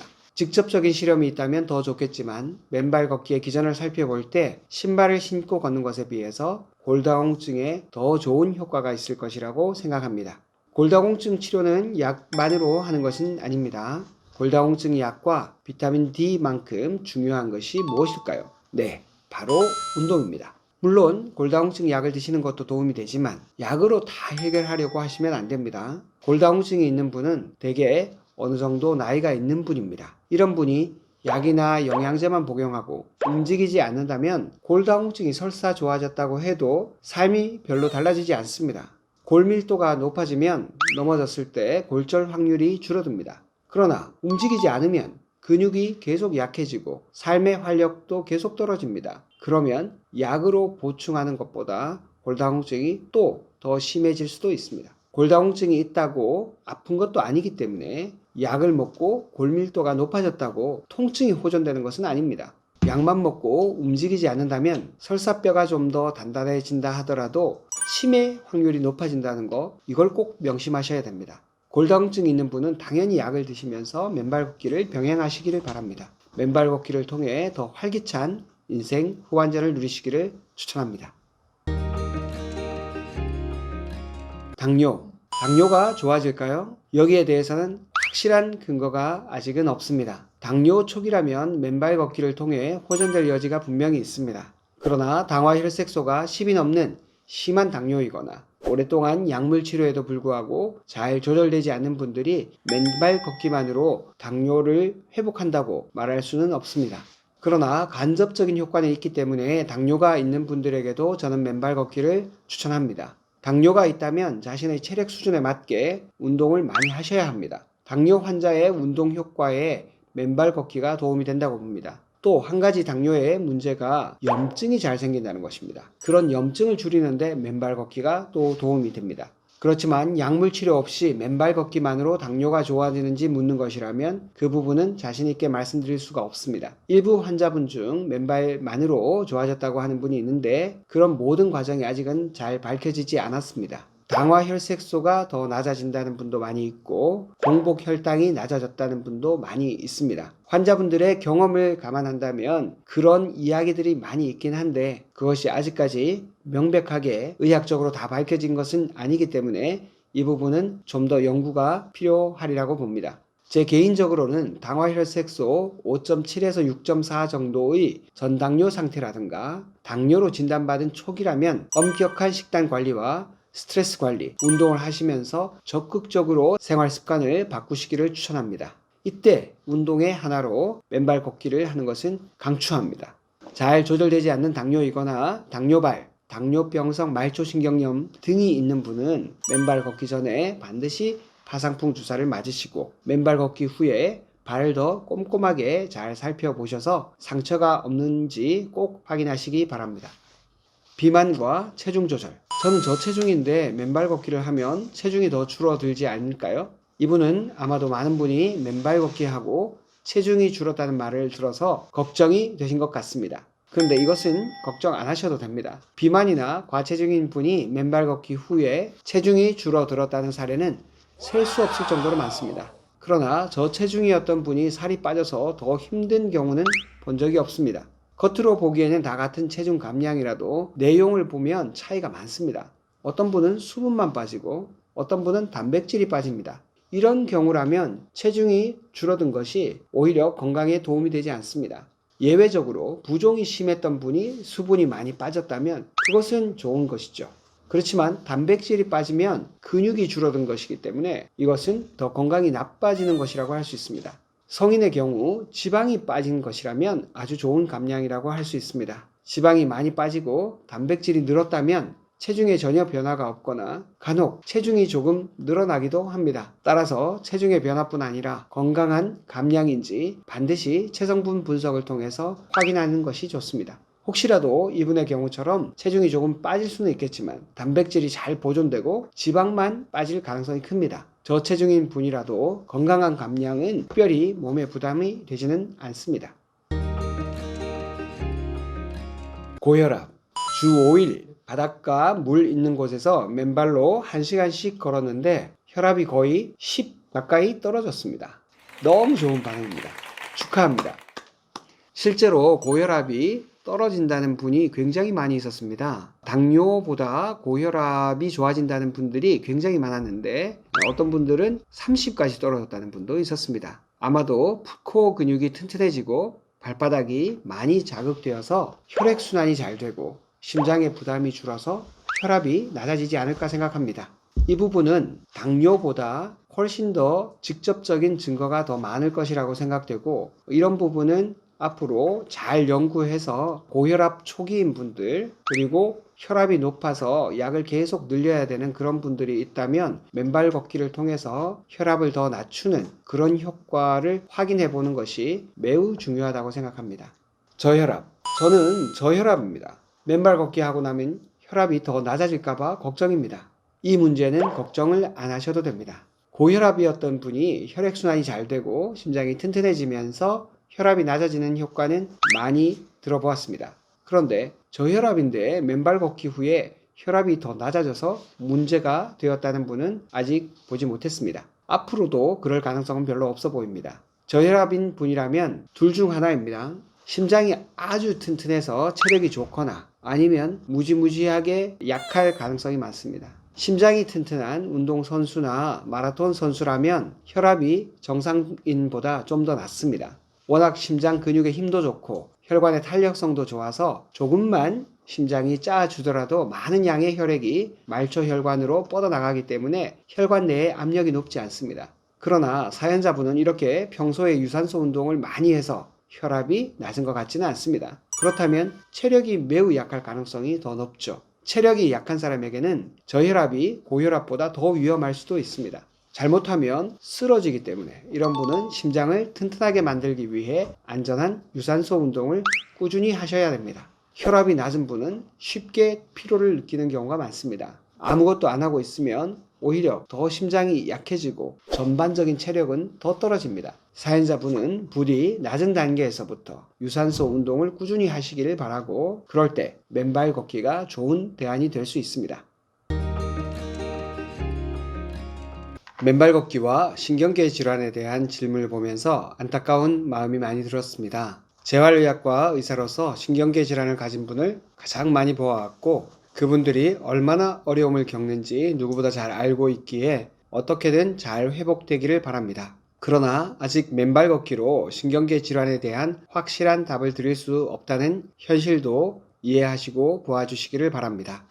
맨발 걷기가 신경계 질환에도 도움이 될까요? 사실 여기에 대해서는 데이터가 많이 없습니다. 이때 데이터는 개인의 체험예를 말하는 것이 아닙니다. 신경계 질환을 가진 분들 중 맨발 걷기로 좋아졌다고 하는 분이 분명 있습니다. 아쉽지만 그것은 비교 대조군이 설정되지 않은 순전히 개인적인 체험입니다. 신발을 신고 걷거나 재활치료를 하는 등의 비교군이 정해진 것이 아니기 때문에 그분들의 신경계 질환이 호전된 정도가 완전히 맨발 걷기의 결과라고 보기에는 한계가 있습니다. 의학적으로 효과에 대해 이야기하려면 반드시 비교 대조군이 있어야 합니다. 제가 간절히 바라는 데이터는 비교 대조군이 설정된 실험에 의한 데이터입니다. 그리고 신경계 질환의 병태 생리와 맨발 걷기의 메커니즘에 대한 연결고리도 아직은 뚜렷하게 밝혀져 있지 않습니다. 엄격한 비교 대조군이 설정된 임상 실험은 시간도 많이 걸리고 돈도 많이 들어갑니다. 맨발 걷기 연구가 어려운 것은 막대한 시간과 비용을 감당할 주체가 없기 때문입니다. 엄격하고 좋은 연구에 들어가는 천문학적인 연구 비용은 그 결과로 약물이나 치료 방법에 대한 특허를 확보하려는 대형 제약회사들이 담당합니다.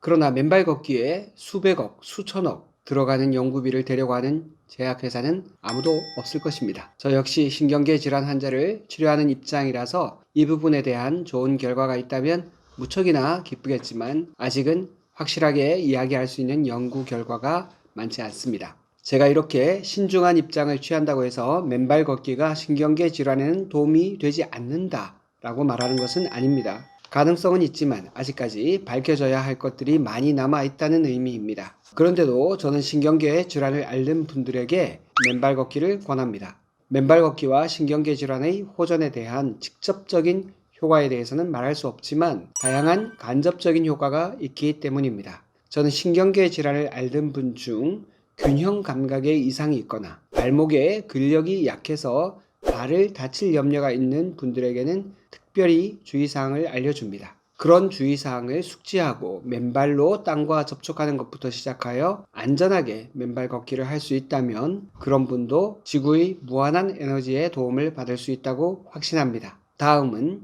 맨발 걷기로 신경계 질환에 대한 간접적인 도움을 받을 수 있는 항목들입니다. 신경계 질환을 가진 분 중 숙면이 어려운 분이 많은데 맨발 걷기를 통해 숙면을 취할 수 있습니다. 잠을 잘 자는 것만으로도 환자의 삶의 질은 크게 개선될 수 있습니다. 혈액순환의 문제가 신경계 질환을 일으킨 일이 많습니다. 맨발 걷기는 혈액순환을 개선해서 신경계 질환을 회복하는 데 도움이 될 가능성이 있습니다. 신경계 질환은 몸의 움직임에 제한을 주는 일이 많아서 환자의 자존감이 떨어지거나 스트레스를 많이 받게 합니다. 맨발 걷기를 통해 스트레스를 줄이고 자신의 몸에 대해 더 따뜻한 시선을 가질 수 있습니다. 신경계 질환으로 움직임이 적어지면 골다공증에 걸리기가 쉬운데 맨발 걷기가 골다공증을 예방하는 데 도움을 줄 수 있습니다. 비록 맨발로 걷지는 못하더라도 접지 효과만으로도 신경계 질환이 호전될 가능성이 남아 있습니다. 앞으로 많은 사례가 축적되고 좋은 연구를 통해 맨발 걷기가 신경계 질환을 가진 분들에게도 희망이 된다면 좋겠습니다. 파킨슨 환자인데 맨발 걷기 괜찮을까요? 안면 경련도 치료가 되나요? 여기에 대해서도 제가 답을 드릴 수가 없습니다. 왜냐하면 이런 질문을 하신 분은 약물 치료나 재활 치료 등 다른 치료를 이미 하고 계실 가능성이 많습니다. 그런데 그 치료 결과가 충분치 않은 것이겠죠. 맨발 걷기가 약물 치료와 재활 치료보다 더 좋은 결과를 가져다 줄 수 있을지에 대한 어떤 논문도 본 적이 없습니다. 윤리적으로도 그런 실험은 현대에는 가능하지 않을 것으로 보입니다. 분명한 것은 맨발 걷기가 약물과 재활 치료를 대체하기보다는 그런 치료와 병행했을 때 더 좋은 결과를 가져올 가능성이 있다는 것입니다. 아직 환자분들의 사례도 제가 많이 모아보지는 못했습니다. 그 사례가 단순한 개별적인 사례인지 신경계 환자분들이 맨발 걷기를 했을 때 정말로 그런 경향이 있는 것인지에 대해서는 좀 더 정밀한 검증이 필요하다고 생각합니다. 그러나 앞에 말씀드린 것처럼 간접적인 효과를 통해서 신경계 질환을 가진 분도 삶의 질이 좋아질 가능성은 분명히 있습니다. 미주신경 이상 때문에 어지럽고 토하고 심할 때는 6시간 정도 고통을 겪습니다. 내로라 하는 다양한 병원들을 다 가봤습니다. 맨발 걷기가 좋다는 이야기를 듣고 부드러운 흙길을 1시간 정도 걷고 있는데 며칠 전에 또 가볍게 그 증상이 있었습니다. 잠도 깊이 잘 자지 못합니다. 혹시 맨발 걷기가 도움이 될 수 있는지요? 미주신경은 우리 몸의 내부 장기를 전체적으로 다 담당하는 자율신경 중에 하나입니다. 심장이 얼마나 뛰고 숨은 몇 번을 쉬고 그 깊이는 얼마만큼으로 할 것인지, 장의 운동은 얼마나 빠르게 할 것인지, 위산을 얼마나 분비할 것인지 등의 기본적인 생리활동의 거의 대부분을 미주신경이 담당합니다. 저에게 인간의 삶 중에 가장 중요한 신경을 딱 하나만 고르라면 바로 이 미주신경을 꼽겠습니다. 미주신경이 정상적으로 작동하지 않으면 아예 생존 자체가 불가능하기 때문입니다. 이렇게 중요한 미주신경에 문제가 있다면 정말 만만치 않은 문제가 발생합니다. 때로는 6시간 동안 어지럽고 토할 정도로 증상이 심하다고 하셨습니다. 맨발 걷기 후에 다시 가벼운 증상이 나타났다고 하셨는데 무척 불안한 마음이 드실 것입니다. 이런 문제가 맨발 걷기만으로 다 좋아질까요? 저는 미주신경의 문제로 발생한 어지럼증에 대한 맨발 걷기의 직접적인 치료 효과에 대해서는 확신할 수 없습니다. 여기에 대한 논문도 아직은 본 적이 없습니다. 그러나 개인적으로는 맨발 걷기 시간을 지금보다 좀 더 줄이고 증상을 감안하여 조금씩 늘려나가신다면 도움이 될 거라고 생각합니다. 발바닥에서 올라오는 위치 감각을 고유 수용성 감각이라고 합니다. 미주신경이 담당하고 있는 것을 내수용 감각이라고 합니다. 이 두 감각은 우리가 의식적으로 알아채기가 쉽지 않습니다. 그렇기 때문에 훈련하기도 쉽지 않습니다. 그런데 맨발 걷기를 하고 나면 이런 의식적으로 알아채기 힘든 이런 고유한 감각을 훈련할 수 있습니다. 물론 맨발 걷기 외에도 호흡 훈련이나 요가 등 다양한 방법으로 고유 수용성 감각과 내수용 감각을 훈련하기도 합니다. 이 부분에 대해서는 트라우마를 포함한 심리적 문제에 대처하려는 다양한 연구들이 있습니다. 아직까지 완전히 정립되어 있지는 않지만 새로운 시도들은 계속되고 있습니다. 자율신경은 우리 몸의 내부 장기를 전체적으로 관장하는 신경인데 자율신경 중 교감신경이 있고 부교감신경이 있는데 그 부교감신경 중 가장 중요한 것이 바로 미주신경입니다. 이 미주신경이 안정되면 우리 몸은 굉장히 평온한 느낌을 받습니다. 장의 움직임이 원활하고 심장이 평온하게 잘 뛰고 있어야 우리 삶에 의욕이 생깁니다. 발바닥에서 올라오는 위치 감각, 즉 고유 수용성 감각이죠. 이 위치 감각과 미주신경이 파악하는 내부 장기의 감각, 내수용 감각이라고 합니다. 이 두 감각은 서로 밀접하게 연관이 되어 있습니다. 그런데 내수용 감각은 미주신경에만 발달한 것이 아닙니다. 발바닥의 풋코어 근육과 종아리, 허벅지, 골반과 척추로 연결되는 근막에는 수많은 내수용 감각을 감지하는 센서가 포함되어 있습니다. 맨발로 걸을 때 발바닥을 통해 전달되는 이러한 신호들이 척추를 통해 뇌로 전달되어 감각센터와 감정센터에서 통합됩니다. 이 신호들이 통합되면 내가 지금 안전하구나 라는 느낌을 줍니다. 그 느낌은 다시 자율신경계를 안정시킵니다. 제가 최근에 제일 관심을 많이 가지고 있는 분야가 바로 이 자율신경계 안정화에 관한 부분입니다. 저도 통증 환자를 치료하다 보면 자율신경계가 안정되어 있지 않은 경우 통증 치료도 굉장히 어렵다는 것을 자주 경험합니다. 그래서 저도 지금 자율신경계에 관한 다양한 이론들을 책과 논문을 통해서 정리하면서 환자분들에게 적용하고 있습니다. 그런데 저는 자율신경계의 안정화에 맨발 걷기가 기여하는 부분이 상당히 크다고 봅니다. 이분의 상황은 미주신경의 문제가 아직 완전히 안정된 것 같지는 않습니다. 불편한 증상이 가볍게 나타난 게 맨발 걷기로 인한 것인지 아직 병이 다 낫지 않은 상태라서 그런 것인지 확실히 알기가 어렵습니다. 그러므로 조심스럽지만 이분에게는 맨발 걷기 시간과 바닥의 강도 등을 잘 조절해서 조금씩 시도해 보시기를 추천합니다. 맨발 걷기가 가장 찬사를 받는 대목이 수면의 질이 좋아진다는 것입니다. 그런데도 맨발 걷기를 하면서 잠을 자기 어렵다는 분이 가끔 있습니다. 어떻게 된 일일까요? 우선 수면에 관해서는 맨발 걷기도 좋지만 기본적인 수면 위생을 지키시는 것이 중요합니다. 지금부터 수면에 관한 기본적인 내용들을 말씀드리도록 하겠습니다. 잘 사는 것은 잘 자는 것?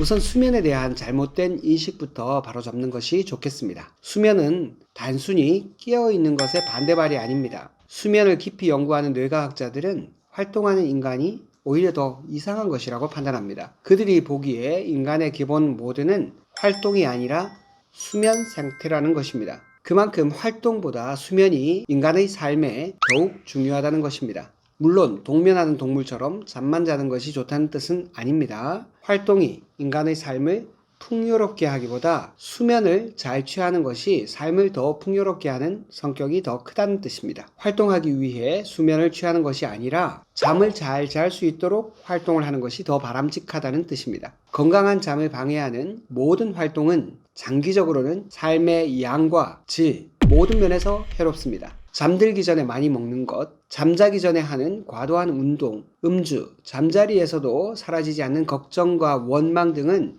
잠을 방해할 뿐만 아니라 당신의 장기적인 안녕을 방해하는 것입니다. 수면은 지쳐서 더 이상 활동할 수 없는 상태를 말하는 것이 아닙니다. 수면은 활동 중에 쌓인 몸의 긴장 상태를 해소하고 감정적인 사건들에서 감정을 순화하고 자신의 삶에 중요한 것들이 무엇인지 더 깊이 간직하게 하는 과정입니다. 수면에 대한 또 하나 큰 오해가 있습니다. 나이가 들면 잠이 줄어드는 듯 보이니까 노인은 잠을 적게 자도 된다고 생각한다는 것입니다. 그러나 이것은 전혀 사실이 아닙니다. 노인도 젊은이만큼 충분한 잠이 필요합니다. 그러나 안타깝게도 잠의 양과 질이 모두 좋지 않고 자다가 깨는 경우가 많아서 수면의 효율이 떨어집니다. 노인은 멜라토닌 분비 시점이 빨라지면서 더 일찍 잠이 듭니다. 문제는 일찍 잠은 들지만 잠의 질은 좋지 않다는 것이죠. 40대에 들어서면 10대에 누렸던 깊은 잠의 60에서 70%가 사라지고 70대에는 80에서 90%가 사라집니다. 노인의 경우 자주 잠에서 깨어서 화장실에 가곤 합니다. 근력이 충분치 않고 뼈도 약해진 상태에서 완전히 깨지 않은 채 걷다가 넘어지면 고관절 골절 또는 손목 골절을 포함하는 다양한 사고가 종종 발생합니다. 이것은 수면과 삶의 질을 모두 크게 떨어뜨리는 큰 위험 요인입니다. 잠은 이렇게 삶과 직접적인 연관이 있음에도 불구하고 그에 대한 이해가 매우 부족한 것이 현실입니다. 그저 약에 의존하거나 술을 마시고 지쳐서 쓰러지거나 뜬 눈으로 밤을 지새우면서 통증까지 함께 겪어야 한다면 정말 사는 게 아닙니다. 이번 기회에 맨발 걷기의 가장 강력한 효과인 숙면의 혜택을 안전하게 누려보시기를 바랍니다. 잠을 잘 자면 피로가 풀리는 것 말고 또 좋아지는 게 있다고? 깊은 잠을 자게 되면 통증이 완화되고 피로가 풀리는 것 외에도 삶을 풍부하게 해주는 다양한 효과를 누릴 수 있습니다. 꿀잠의 다양한 효과를 구체적으로 살펴봅시다.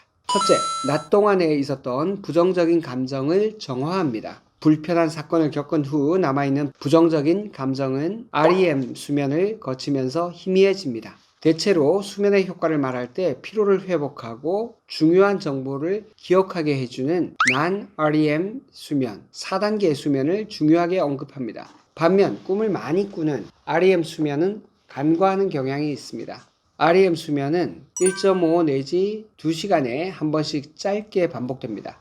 하룻밤 동안 3차례에서 5차례 나타나는데 4단계 깊은 수면의 바로 뒤에 이어서 나타나게 됩니다. 이런 REM 수면 동안 꿈을 꾸면서 낮에 있었던 감정을 희석시키고 날려보냅니다. 수면 연구자에 따르면 보통 사람은 하룻밤에도 수십 번 꿈을 꾸지만 대체로 기억을 잘 하지 못합니다. 잠을 깨기 직전에 비교적 긴 REM 수면 주기가 있는데 주로 이때의 꿈만 기억하는 경우가 많습니다. 그런데 2시간 이내에 잠을 깨는 토막잠을 자게 되면 REM 수면이 부족해집니다. 이런 수면 패턴이 지속되면 부정적 감정이 해소되지 않고 마치 누룽지가 밥솥에 눌어붙은 것처럼 부정적 감정이 뇌 속에 끝없이 쌓이게 됩니다. 이것은 우리 뇌 속에 계속 버그가 생기는 것과 같습니다. 마치 컴퓨터를 오랫동안 온라인에 연결해두면 온갖 바이러스와 불필요한 프로그램이 깔리면서 컴퓨터의 속도가 느려지고 부하가 걸리는 것처럼 토막잠을 자는 사람은 일상생활 곳곳에서 의사결정 속도가 느려지고 시간과 에너지를 낭비하기 쉽습니다. 둘째, 자신의 감정뿐 아니라 타인의 감정도 잘 알아차리게 됩니다. 건강한 성인을 대상으로 3일간 토막잠을 자게 한 뒤 사건을 보여주면서 사진 속의 인물이 어떤 감정을 느끼는지 알아맞히도록 하는 실험을 했습니다. 이들은 정상적인 수면을 취할 때와 비교하면 타인의 표정을 보고 감정을 알아맞히는 확률이 현저하게 줄어들었습니다. 타인의 감정을 정확하게 읽지 못하는 사람은 소통에 어려움을 겪게 됩니다. 인간의 가장 고유한 특성 가운데 하나가 감정을 토대로 행동을 결정한다는 것입니다. 감정을 잘 읽을 수 없다면 상대에게 적절한 반응을 보일 수가 없겠죠? 그러면 관계는 어긋나고 사회적인 지지를 받기 어렵게 되고 말죠. 단 3일만 깊은 잠을 자지 못하더라도 개인적인 감정의 정화가 일어나지 않습니다. 그뿐만 아니라 사회적 기능이 떨어지면서 풍성한 삶에서 멀어지게 됩니다. 수면 장애가 있는 분의 활동과 기능이 떨어지는 것은 어쩌면 당연한 일이라고 하겠습니다. 숙면을 돕는 테아닌이나 멜라토닌 같은 보조식품이 도움이 되기도 합니다. 그렇지만 너무 과하면 이것도 오히려 수면에 도움이 안 되는 경우도 있습니다. 수면 장애가 매우 심하다면 일시적으로 수면 유도체나 안정제를 사용할 수도 있습니다. 그러나 대부분의 수면제는 뇌에 작용하므로 장시간 복용하면 의존성과 부작용의 위험을 동반하기 때문에 꼭 필요한 때만 한시적으로 쓰는 것이 좋습니다.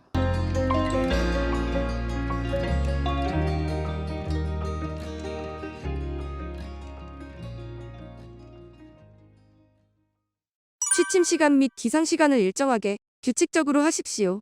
이 항목은 질 좋은 수면에 있어 가장 중요한 원칙입니다. 특히 아침에 일어나는 시간을 잘 지키는 것이 중요합니다. 가장 좋은 것은 창문을 통해 아침 햇살이 들어와서 서서히 발부터 다리, 몸통을 비추며 은은하고 부드럽게 깨우는 것입니다. 이런 상태에서는 우리 몸이 깨어날 준비를 서서히 하게 됩니다. 알람을 맞춰놓고 일어나는 것은 강제적으로 단번에 깨우는 것이기에 권장할 만한 일은 못 됩니다. 그러나 현대인의 생활 패턴 때문에 어쩔 수 없이 알람을 맞춰 놓았다면 단번에 일어나는 것이 좋습니다. 낮에 40분 동안 땀이 날 정도의 운동은 수면에 도움됩니다.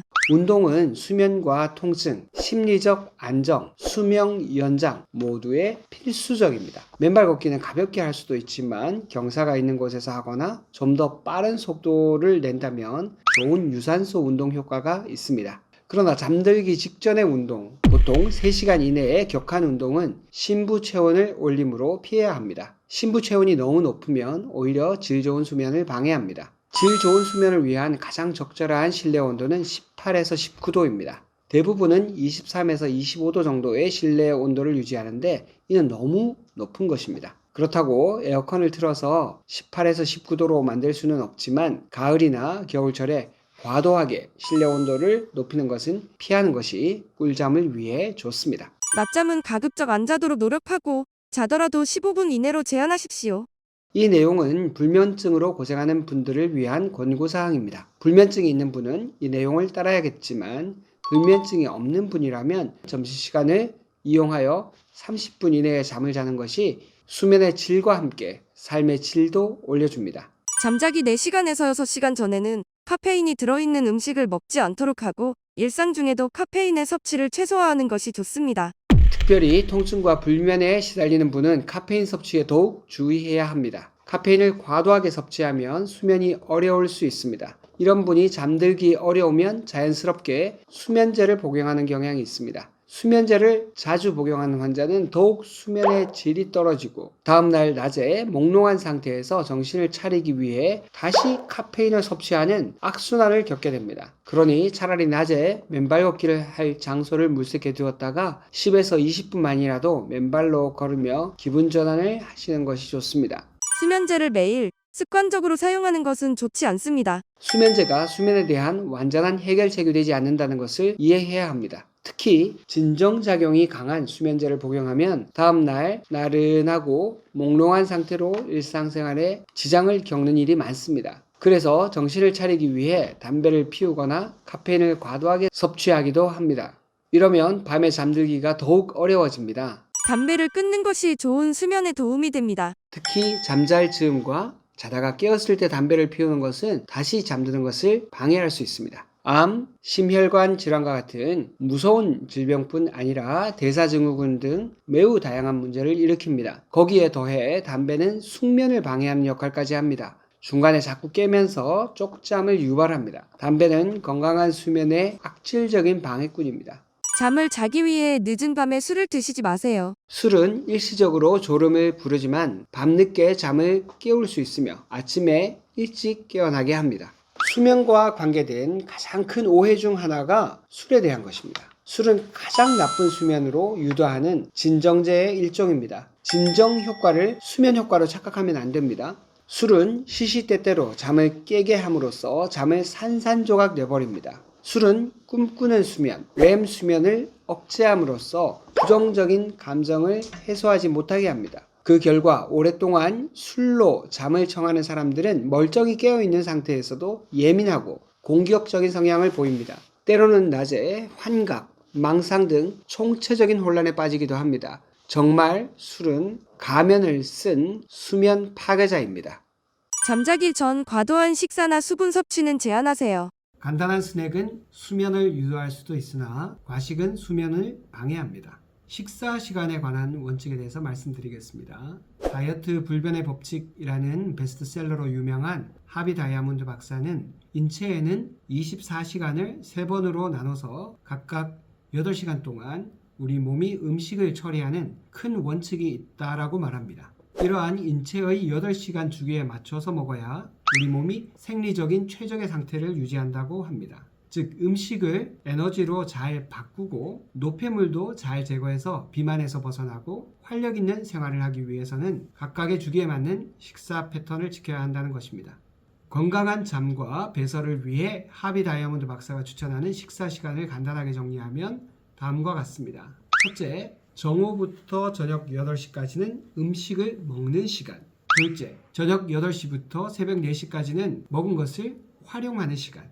셋째, 새벽 4시부터 정오까지는 배출하는 시간. 이때는 허기가 진다면 간단한 과일과 채소를 섭취하는 것이 좋습니다. 이런 원칙을 지키면 하루에 16시간의 공복 시간을 갖게 됩니다. 실제 공복 시간이 이 정도로 길어지면 항노화 유전자가 활성화됩니다. 전체적인 칼로리를 줄이는 것도 장수에 도움이 되지만 공복 시간을 길게 하는 것도 장수에 도움이 됩니다. 꿀잠과 음식의 관계, DASH, Dietary Approaches to Stop Hypertension. 이런 식사 방법은 미국에서 혈압을 낮추고 심장을 튼튼하게 할 목적으로 만든 식사법입니다. 대체로 염분이 낮고 당부화 지수가 낮은 음식으로 구성되어서 당뇨에도 도움이 됩니다. 다음은 대시 식사법에서 추천하는 음식들로 불면증과 만성 통증을 겪는 분 외에도 고혈압이나 당뇨로 고생하는 분들이라면 추천하는 음식들입니다. 꿀잠을 방해하는 음식, 정제 탄수화물, 예를 들면 흰쌀, 밀가루 음식, 설탕이나 과당을 포함하는 음식, 빵, 과자, 사탕, 초콜릿, 음료수 등 이런 것들이 바로 정제 탄수화물입니다. 당 부하 지수가 높은 음식, GL20 이상, 콘플레이크, 떡, 구운 감자, 백미밥, 청량음료 이런 것들이 당 부하 지수가 높은 음식입니다. 꿀잠을 돕는 음식, 대쉬 다이어트, 통곡류, 견과류, 야채와 과일 등은 심장을 튼튼하게 할 뿐만 아니라 질 높은 수면을 위해 도움이 됩니다. 당 부하 지수가 낮은 음식, GL10 이하, 콩, 배, 사과, 파인애플, 수박, 늙은 호박 등은 당 부하 지수가 낮아서 꿀잠을 자는 데 도움이 됩니다. 잠자리에서 소음을 없애고 온도와 조명을 안락하게 조절하세요. 자연스러운 잠을 위해서는 인공적인 빛을 최소화하는 것이 중요합니다. 잠자리에서 현대인의 숙면을 방해하는 가장 큰 범위는 역시 스마트폰 불빛이죠. 깊은 잠을 위한 조도는 16수 이하가 좋습니다. 스마트폰의 청색광 자체가 깊은 수면을 방해하는 가장 큰 범인이지만 문제는 이것만이 아닙니다. 정작 더 큰 문제는 잠자리에 누워서 스마트폰을 보는 것을 편안한 휴식으로 착각하는 사람이 너무 많다는 것입니다. 누워서 스마트폰을 보는 것은 오히려 각성을 더 유발하고 뇌를 더 지치게 만드는 일을 밤마다 반복하는 것입니다. 이렇게 지쳐서 피곤해지는 것을 마치 스마트폰이 잠을 유도하는 것으로 생각하는 사람도 있는데 이것은 정말 큰 착각입니다.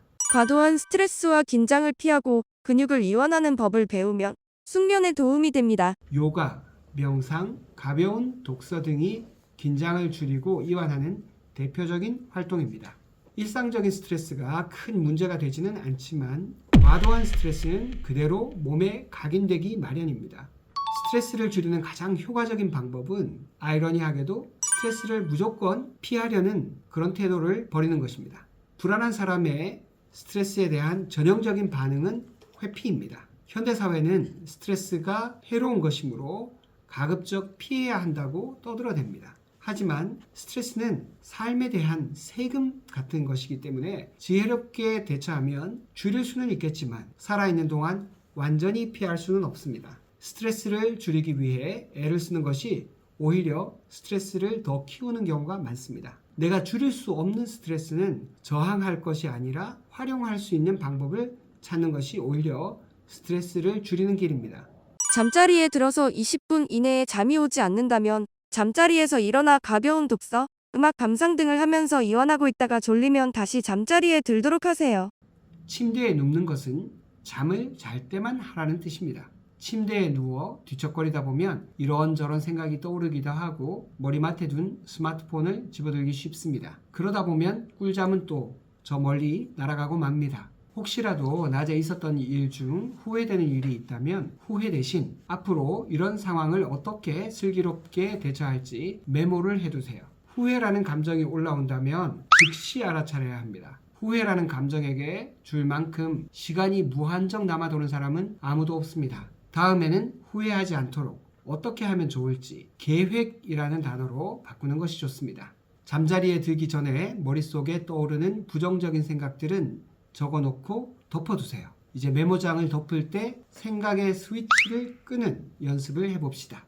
만일 이런 꿀잠을 자는 원칙을 모두 지키는데도 수면의 질이 너무 떨어져서 일상생활이 어렵다면 수면 클리닉을 찾아서 도움을 받는 것이 좋습니다. 때로는 불가피하게 병원에서 약을 처방받거나 건강보조식품의 도움을 받더라도 그것이 나에게 잘 맞는지 기록을 통해 확인해 보아야만 합니다. 다시 말하지만 잘 산다는 것은 잘 잔다는 뜻입니다. 맨발 걷기 한 달째 하고 있는데요. 어떤 때는 마치 커피 먹은 것처럼 한잠도 자지 못하기도 합니다. 원인이 뭘까요? 산길에서도 황토에서도 다 잠을 못 이룬 적이 있는데 어제도 그랬습니다.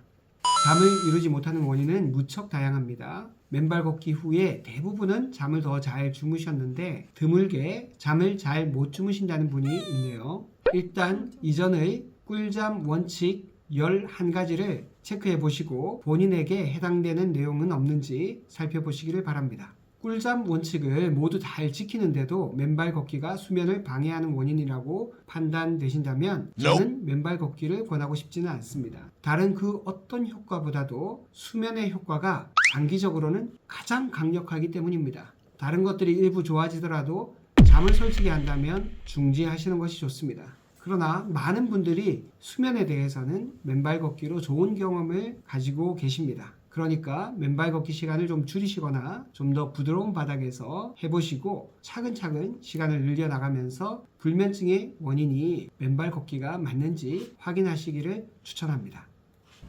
이 영상이 도움이 되셨다면 구독, 좋아요, 알림 설정까지 꼭 건강이 필요하신 분들에게 공유해 주시면 좋겠습니다.